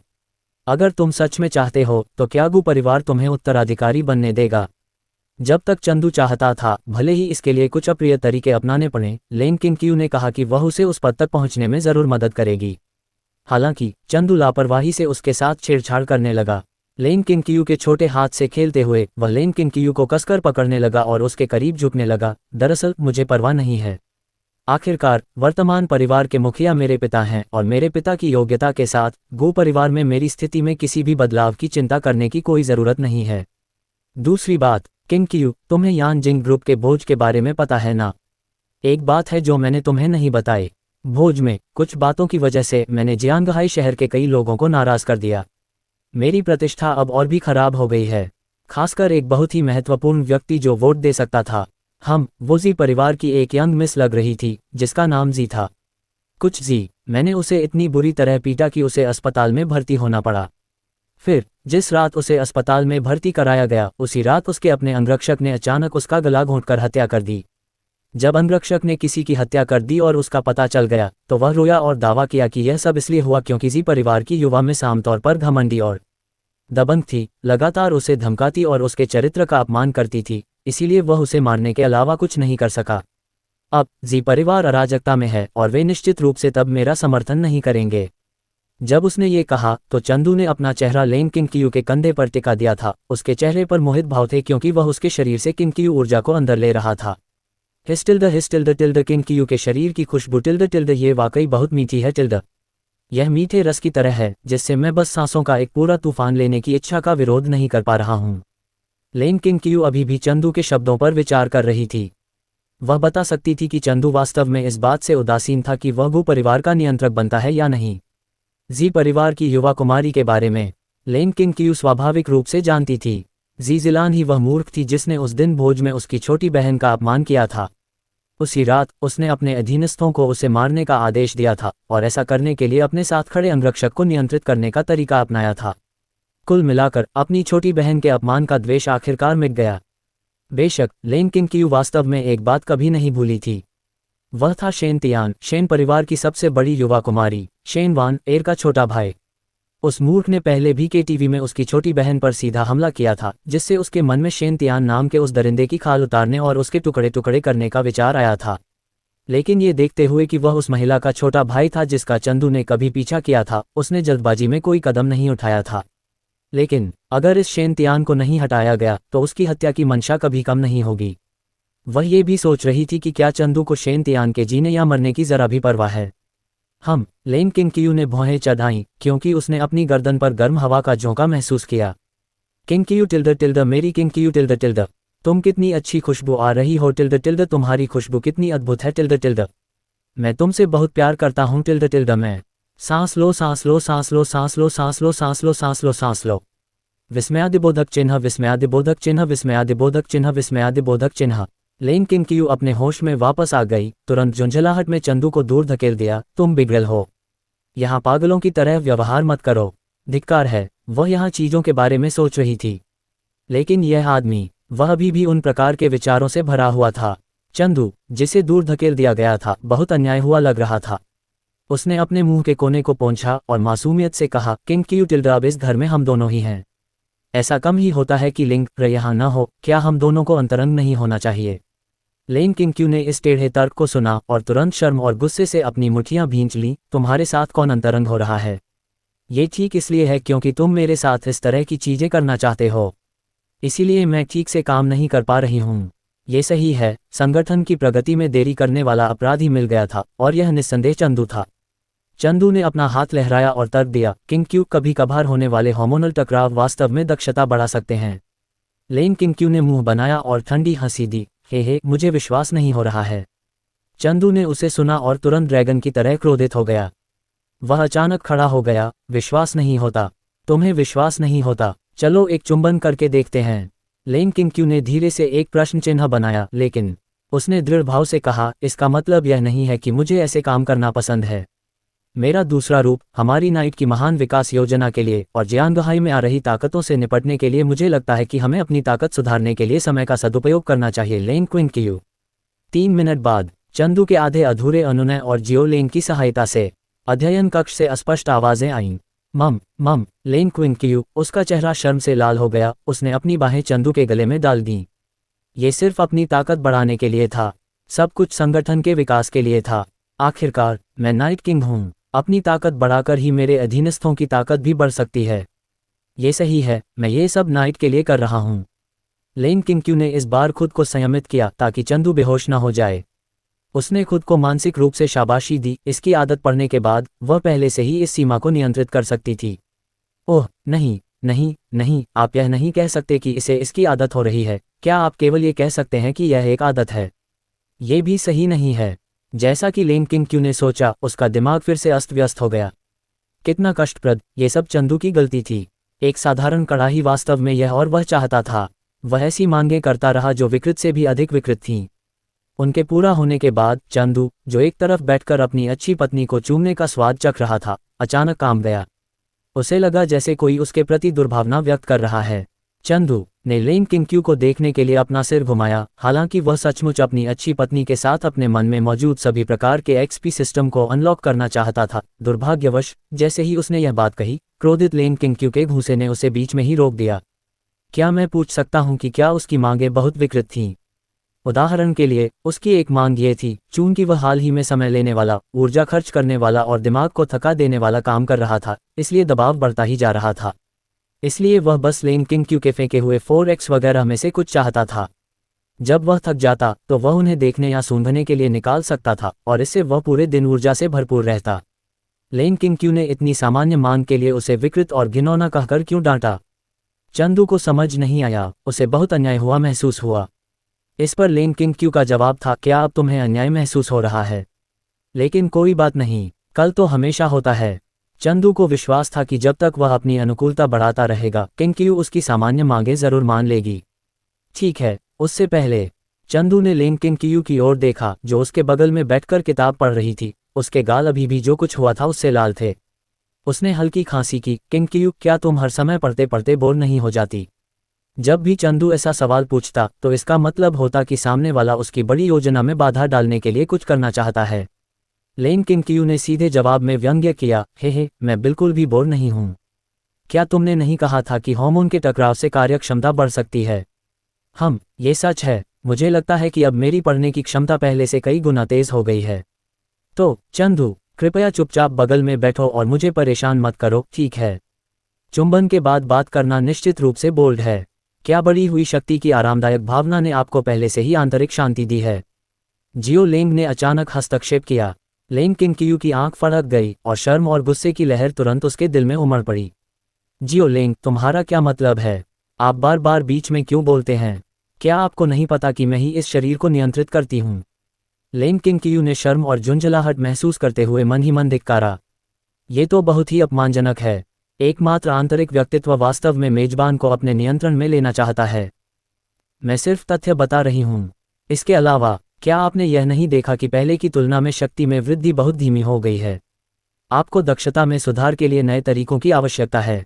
लेन किंग इस बारे में बहुत तिरस्कारपूर्ण थी। क्या आप समझते हैं या मैं समझती हूँ? जियो लेंग, बस चुप रहो और देखते रहो। मेरा दूसरा स्वर, तुम्हें पछतावा होगा। जियो लेंग, मैं ही मुख्य व्यक्तित्व हूँ। जियो लेंग की आलोचना करने के बाद लेन किंग का मूड काफी बेहतर हो गया। हालांकि चंदू को नहीं पता था कि लेन किंग के दिमाग में इतना कुछ चल रहा था। उसने अभी अभी अपने दिल में शर्म, झुंझलाहट और अचानक खुशी और आराम की लहर महसूस की। इससे उसे अजीब लगा। यह तो वास्तव में किंग का क्या मतलब था? क्या ये हो सकता है? ओह, चंदू समझ गया, यह मुश्किल खेल था।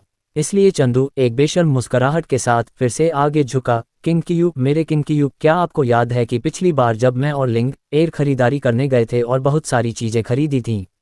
उनमें से हमने आपके लिए बहुत सारे कपड़े खरीदे। ये सुनकर किंग थोड़ा चौंक गई। इससे उसे याद आया कि चंदू ने पहले भी बहुत सी चीजें खरीदी थीं। सोफा, अलमारी, रसोई के बर्तन, कपड़े, टीवी और गेम कंसोल जैसी चीजें। उसने ढेर सारे कपड़े भी खरीदे और उन्हें दूसरी तरफ वॉक इन क्लोजेट में रख दिया। हालांकि चंदू को दिखाने के लिए कपड़े बदलना लेन किंग को हमेशा बहुत शर्मिंदगी महसूस होती थी। और न जाने क्यों, जब चंदू के मुंह से ये साधारण शब्द निकलते तो लेन किंग को लगता कि कुछ गड़बड़ है। उसे हमेशा लगता था कि उसके इरादे बुरे हैं। इसलिए नहीं, और मैं तो देख भी नहीं सकती कि तुमने मेरे लिए कौन से कपड़े खरीदे हैं। अगर वे कुछ खास तौर पर विकृत हों तो यह अच्छा नहीं होगा। लेन किंग क्यू ने अपना सिर हिलाया और एक शब्द में उसे खारिज कर दिया। ये देखकर चंदू तुरंत चिंतित हो गया। उसने उसका हाथ पकड़ लिया और विनती की, किंग क्यू, मेरा विश्वास करो, ये तो बस साधारण कपड़े हैं। लिंग र ने इन्हें एक साथ चुना है। बस एक बार, क्या तुम सिर्फ एक ही कपड़ा पहन सकती हो? फिर मैं तुम्हें परेशान नहीं करूंगा। अच्छी पत्नी, जरा सोचो, अगर तुम नहीं बदली तो तुम्हारे पति को बुरा लगेगा। अगर मुझे बुरा लगा तो मैं तुम्हें बार बार बदलने के लिए कहूंगा। अगर तुम नहीं बदली तो मुझे बुरा लगता रहेगा। अगर मुझे बुरा लगता रहा तो मैं तुम्हें परेशान करता रहूंगा। अगर मैं तुम्हें परेशान करता रहा तो तुम ठीक से पढ़ाई नहीं कर पाओगी। अगर तुम ठीक से पढ़ाई नहीं करोगी तो तुम। यह सुनकर लेन किंग क्यू का सिर फटने ही वाला था, इसलिए उसने जल्दी से बीच में ही टोक दिया, रुको रुको रुको। उसने चंदू की तरफ देखा, थोड़ी असहाय, क्या तुम्हें यकीन है कि यह सिर्फ एक बार ही है? मेरे कपड़े बदलने के बाद तुम चुप हो जाओगे और मुझे परेशान करना बंद कर दोगे? मौका देखकर चंदू ने बार बार सिर हिलाया, बिल्कुल, मैं हमेशा अपनी बात रखता हूँ। ये सुनकर लेन किंग क्यू को लगा कि यह चंदू को दिखाने के लिए बस एक पोशाक पहनना है और यह कोई बड़ी बात नहीं है। कपड़े बदलने के बाद वह चंदू को चुप भी करा सकती थी। इस स्थिति में वह कैसे हार सकती थी? इसलिए उसने हल्के से गुनगुनाया, ठीक है, बस एक बार। दूसरी तरफ बाई परिवार। दोपहर के भोजन के बाद लेंग लिंगर और बाई क्योंगलन ने फिर से कोशिश की। लेंग लिंगर ने एक गेम निकाला और बाई क्योंगलन को देखकर मुस्कुराए, क्योंगलन, देखो, ये नवीनतम राक्षसी जानवर लुलू है। तुम पालतू जानवरों को पकड़ने और घर बनाने के लिए टीम भी बना सकते हो। चलो साथ खेलते हैं। आज का लक्ष्य स्तर बढ़ाना और राक्षसी जानवरों को पकड़ना है। बाई क्योंगलन ने धीरे से जवाब में एक प्रश्न चिन्ह लगाया। उसने गेम कवर और अपने हाथ में नियंत्रक को देखा और चुप हो गई। ये गेम बिल्कुल भी लेवल बेस्ड गेम नहीं है। ये साफ तौर पर एक ओपन वर्ल्ड नर्सिंग गेम है। अगर वे इसे खेलते तो कौन जाने वह लिंग रजी के साथ कब वह कर पाएगी। बाई क्योंगलन चुप हो गई, उसकी आंखें द्वंद्व से भर गईं। दूसरी ओर लेंग लिंग र, जिसका मन खेलों और नाश्ते में डूबा हुआ था, धीरे धीरे आज बाई परिवार में आने का मुख्य उद्देश्य भूल गई। उसने चुप बाई क्योंगलन को देखा और सोचा कि शायद दूसरे पक्ष को ये गेम पसंद नहीं आया। इसलिए उसने झिझकते हुए पूछा, क्योंगलन, क्या तुम्हें ये गेम पसंद नहीं है? तो क्या हम दूसरा बदल लें? बदल लें? दूसरा बदल लें? नहीं, ऐसा नहीं है। ऐसा नहीं होना चाहिए। बाई क्योंगलन के छोटे हाथ आपस में जकड़ गए। अगर वह आज चूक गई तो कौन जाने उसे लिंग रजी के साथ इस तरह अकेले रहने का फिर कब मौका मिलेगा। उसके पास वह आधा जेड पेंडेंट था जो जियोलिन नाम के व्यक्ति के साथ एक साथी के रूप में बंधने के लिए नियत था। उस तरह की चीज मुझे यह नहीं चाहिए जिस व्यक्ति को मैं पसंद करती हूँ। वह स्पष्ट रूप से बाई क्योंगलन अब खुद को रोक नहीं सकी। उसने अचानक लेंग लिंग र की ओर देखा, उसकी आंखों में आंसू थे और वह चिल्लाई, लिंग रजी, मैं इसे और बर्दाश्त नहीं कर सकती। लेंग लिंग र चौंक गई। अगले ही पल बाई क्योंगलन ने अपने होंठ हल्के से काटे और लेंग लिंग र पर झपटी। प्लॉप दोनों बिस्तर पर गिर पड़े। लेंग लिंग र पूरी तरह से भ्रमित थी, बाई क्योंगलन के नीचे दबी हुई। उसका छोटा सा सिर उलझा हुआ था। एक मिनट रुको, एक मिनट रुको, क्या अब क्या हो रहा है? लेन किंग क्यू ने इस बार खुद को संयमित किया ताकि चंदू बेहोश न हो जाए। उसने खुद को मानसिक रूप से शाबाशी दी। इसकी आदत पड़ने के बाद वह पहले से ही इस सीमा को नियंत्रित कर सकती थी। ओह नहीं नहीं नहीं, आप यह नहीं कह सकते कि इसे इसकी आदत हो रही है। क्या आप केवल ये कह सकते हैं कि यह एक आदत है? ये भी सही नहीं है। जैसा कि लेन किंग क्यू ने सोचा, उसका दिमाग फिर से अस्त व्यस्त हो गया। कितना कष्टप्रद, ये सब चंदू की गलती थी। एक साधारण कड़ाही वास्तव में यह और वह चाहता था। वह ऐसी मांगें करता रहा जो विकृत से भी अधिक विकृत थीं। उनके पूरा होने के बाद चंदू, जो एक तरफ बैठकर अपनी अच्छी पत्नी को चूमने का स्वाद चख रहा था, अचानक कांप गया। उसे लगा जैसे कोई उसके प्रति दुर्भावना व्यक्त कर रहा है। चंदू ने लेन किंग क्यू को देखने के लिए अपना सिर घुमाया। हालांकि वह सचमुच अपनी अच्छी पत्नी के साथ अपने मन में मौजूद सभी प्रकार के एक्सपी सिस्टम को अनलॉक करना चाहता था। दुर्भाग्यवश जैसे ही उसने यह बात कही, क्रोधित लेन किंग क्यू के घूंसे ने उसे बीच में ही रोक दिया। क्या मैं पूछ सकता हूं कि क्या उसकी मांगें बहुत विकृत थीं? उदाहरण के लिए उसकी एक मांग ये थी, चूंकि वह हाल ही में समय लेने वाला, ऊर्जा खर्च करने वाला और दिमाग को थका देने वाला काम कर रहा था, इसलिए दबाव बढ़ता ही जा रहा था। इसलिए वह बस लेन किंग क्यू के फेंके हुए 4x वगैरह में से कुछ चाहता था। जब वह थक जाता तो वह उन्हें देखने या सूंघने के लिए निकाल सकता था और इससे वह पूरे दिन ऊर्जा से भरपूर रहता। लेन किंग क्यू ने इतनी सामान्य मांग के लिए उसे विकृत और घिनौना कहकर क्यों डांटा? चंदू को समझ नहीं आया। उसे बहुत अन्याय हुआ महसूस हुआ। इस पर लेन किंग क्यू का जवाब था, क्या अब तुम्हें अन्याय महसूस हो रहा है? लेकिन कोई बात नहीं, कल तो हमेशा होता है। चंदू को विश्वास था कि जब तक वह अपनी अनुकूलता बढ़ाता रहेगा किंग उसकी सामान्य मांगें जरूर मान लेगी। ठीक है, उससे पहले चंदू ने लेंग किंग की ओर देखा जो उसके बगल में बैठकर किताब पढ़ रही थी। उसके गाल अभी भी जो कुछ हुआ था उससे लाल थे। उसने हल्की खांसी की। किंग, क्या तुम हर समय पढ़ते पढ़ते बोर नहीं हो जाती? जब भी चंदू ऐसा सवाल पूछता तो इसका मतलब होता कि सामने वाला उसकी बड़ी योजना में बाधा डालने के लिए कुछ करना चाहता है। लेन किंग ने सीधे जवाब में व्यंग्य किया, हे, मैं बिल्कुल भी बोर नहीं हूं। क्या तुमने नहीं कहा था कि हार्मोन के टकराव से कार्यक्षमता बढ़ सकती है? ये सच है। मुझे लगता है कि अब मेरी पढ़ने की क्षमता पहले से कई गुना तेज हो गई है। तो चंदू, कृपया चुपचाप बगल में बैठो और मुझे परेशान मत करो, ठीक है? चुंबन के बाद बात करना निश्चित रूप से बोल्ड है। क्या बढ़ी हुई शक्ति की आरामदायक भावना ने आपको पहले से ही आंतरिक शांति दी है? जियो लेंग ने अचानक हस्तक्षेप किया। लेंग किंग की आंख फड़क गई और शर्म और गुस्से की लहर तुरंत उसके दिल में उमड़ पड़ी। जियो लेंग, तुम्हारा क्या मतलब है? आप बार बार बीच में क्यों बोलते हैं? क्या आपको नहीं पता कि मैं ही इस शरीर को नियंत्रित करती हूँ? लेंग किंग ने शर्म और झुंझलाहट महसूस करते हुए मन ही मन धिक्कारा।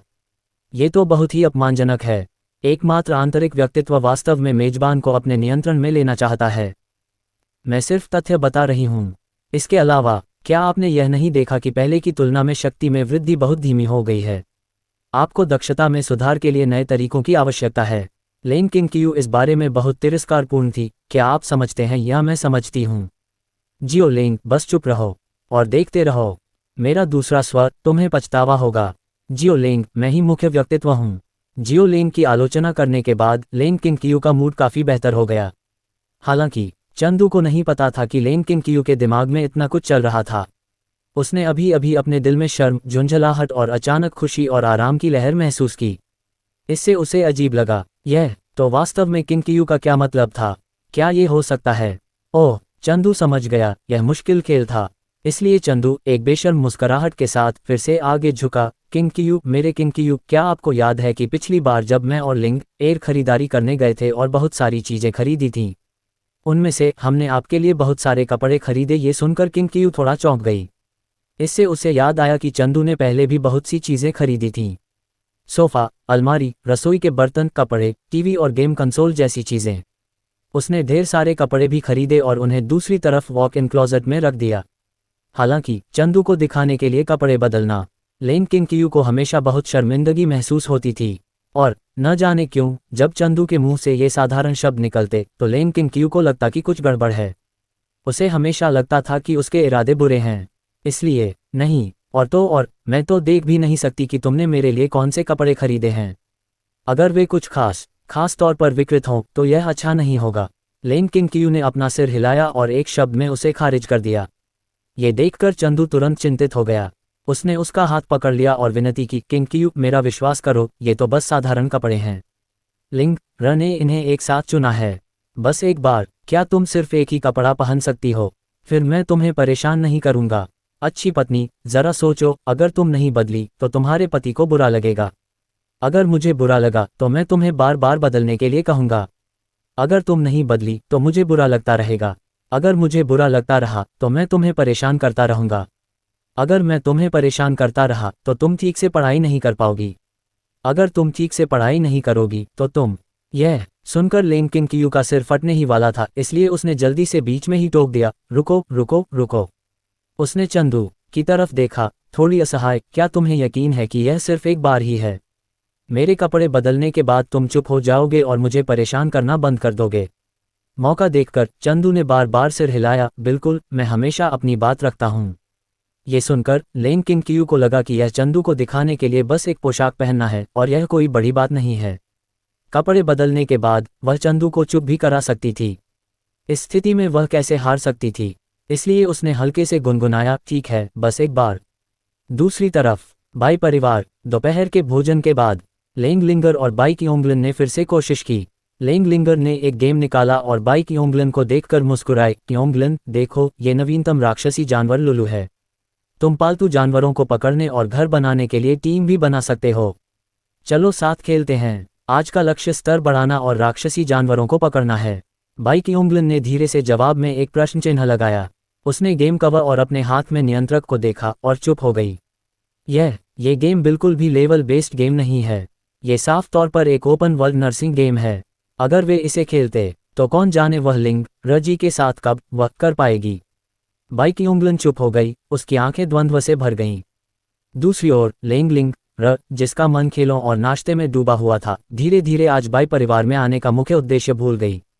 उसने चुप बाई क्योंगलन को देखा और सोचा कि शायद दूसरे पक्ष को ये गेम पसंद नहीं आया।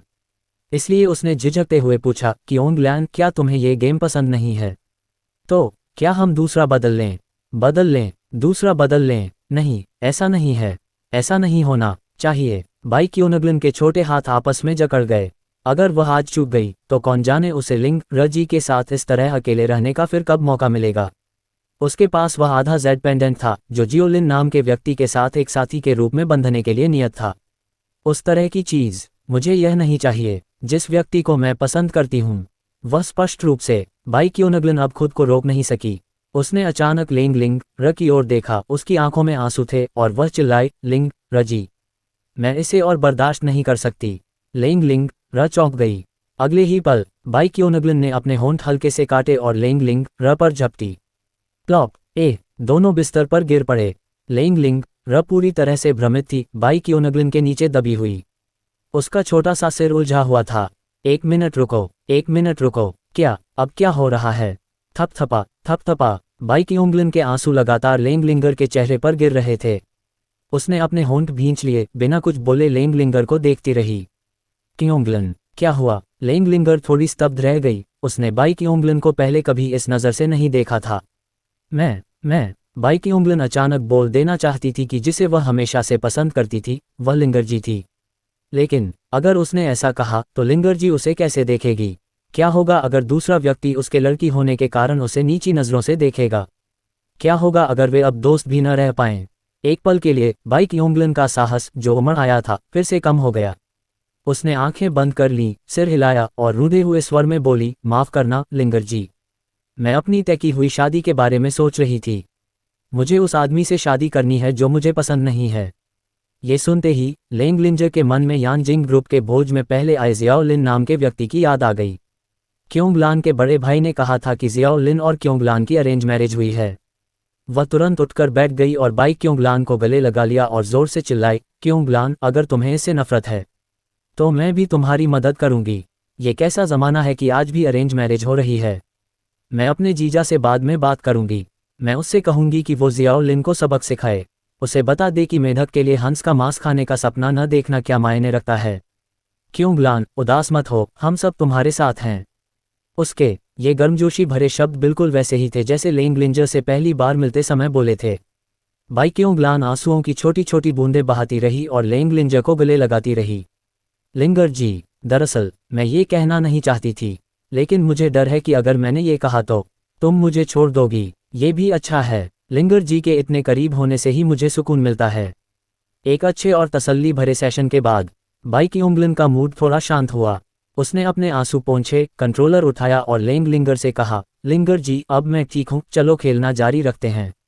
लेकिन जैसे ही उसने ये कहा, बाई क्योंगलन ने देखा कि लिंगर की नज़र उसकी गर्दन पर टिकी हुई थी। लिंगरजी, बाई क्योंगलन थोड़ी हैरान हुई। उसने नीचे की ओर देखा और देखा कि उसका जेड पेंडेंट किसी समय उसकी गर्दन से गिर गया था।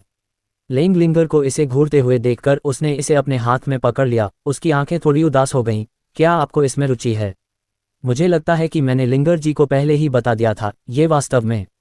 इससे पहले कि वह अपनी बात पूरी कर पाती, लिंगर अचानक चिल्लाया, आह, मुझे अब याद आया, मुझे पता था कि मैंने वह जेड पेंडेंट कहीं देखा था। उसने अचानक बाई क्योंगलन के जेड पेंडेंट को उत्साह से पकड़ लिया। उसकी आंखें चमक उठी जैसे उसने बाई क्योंगलन को देखा। क्योंगलान, मेरे जीजा के पास भी इस सामग्री का एक जेड पेंडेंट है। उनका एक ड्रैगन हेड जेड पेंडेंट है और तुम्हारा उनके दूसरे आधे हिस्से जैसा दिखता है। देखो, तुम्हारा ड्रैगन की पूंछ जैसा दिखता है। यह उनके साथ एक मैचिंग सेट लगता है। क्या आप मुझे ये थोड़ी देर के लिए उधार दे सकते हैं? मैं इसे वापस ले जाऊंगा और अपने जीजा को दिखाऊंगा। जैसे ही ये शब्द निकले, प्रश्नवाचक चिन्ह प्रश्नवाचक चिन्ह प्रश्नवाचक चिन्ह प्रश्नवाचक चिन्ह, अचानक उदासी तुरंत गायब हो गई। इस क्षण बाई क्योंगलन के दिमाग में केवल, हो नहीं, क्या हो रहा है? दूसरा आधा आपके जीजा के पास है। हो dot dot dot dot dot dot dot dot dot dot dot dot. लिंग परिवार, वॉक इन कोठरी के अंदर। चंदू की लंबी खरीदारी की वजह से ये जगह पहले से ही लेंग किंगक्यू और लेंग लिंगर के कपड़ों से भरी हुई थी। उनके कपड़ों का अंतर एक नज़र में ही देखा जा सकता था।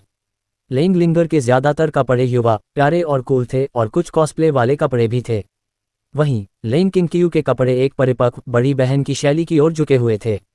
लेंग किंगक्यू सहजता से एक जानी पहचानी जगह पर चली गई और हाथ बढ़ाकर उसे टटोला। काफ़ी बड़ा होने के कारण वह इन कपड़ों को छूकर ही पहचान सकती थी, जिससे पता चलता था कि कपड़े बहुत महंगे थे। हालांकि जैसे ही उसने उन्हें टटोला, लेंग किंगक्यू ने मन ही मनाह भरी। जब से उसने अपनी आंखें बंद की थी, उसने कपड़ों के तालमेल पर खास ध्यान नहीं दिया था। आखिरकार वह देख नहीं सकती थी और उसका हमेशा से यही सिद्धांत रहा था कि अच्छे कपड़े पहनना उसके लिए है। खुद को सुंदर देखकर उसका मूड अच्छा हो जाता था। बस अब वह एहसास चला गया था। बहरहाल दरवाजे पर खड़े चंदू की तरफ सिर घुमाकर लेंग किंगक्यू ने धीरे से कहा, दरवाज़ा बंद करो और बाहर जाओ, मैं कपड़े बदलने जा रही हूँ। ये सुनकर चंदू के चेहरे पर एक अजीब सी उत्सुकता छा गई। उसने सावधानी से पूछा, किंगक्यू, क्या मैं तुम्हें कपड़े बदलते हुए देख सकता हूँ? लेंग किंगक्यू तुरंत अपना संयम खो बैठी। उसका चेहरा गुस्से से लाल हो गया। नहीं, धिक्कार है बदमाश, जब कोई भावुक हो तो माहौल क्यों खराब करना? कम से कम कमरे को पढ़ने की कोशिश तो करो। क्लिक टिल्डर चंदू को निराश होकर बाहर निकाल दिया गया। जाते हुए वह जोर से आहें भर रहा था। दूसरी ओर लेंग किंगक्यू गुस्से में कपड़े चुनने लगी। वह देख नहीं सकती थी, लेकिन स्पर्श से वह अपने मन में कपड़ों की छवि बना सकती थी। लेंग किंगक्यू ने संकेत दिया कि वह बस इस विकृत चंदू के लिए जल्दी से कुछ बदलना चाहती थी। देखने के लिए, फिर चुपचाप अध्ययन करो। उसने एक टुकड़ा उठाया, उसे महसूस किया और सिर हिलाया। मैं बस कुछ सामान्य चुनूंगी।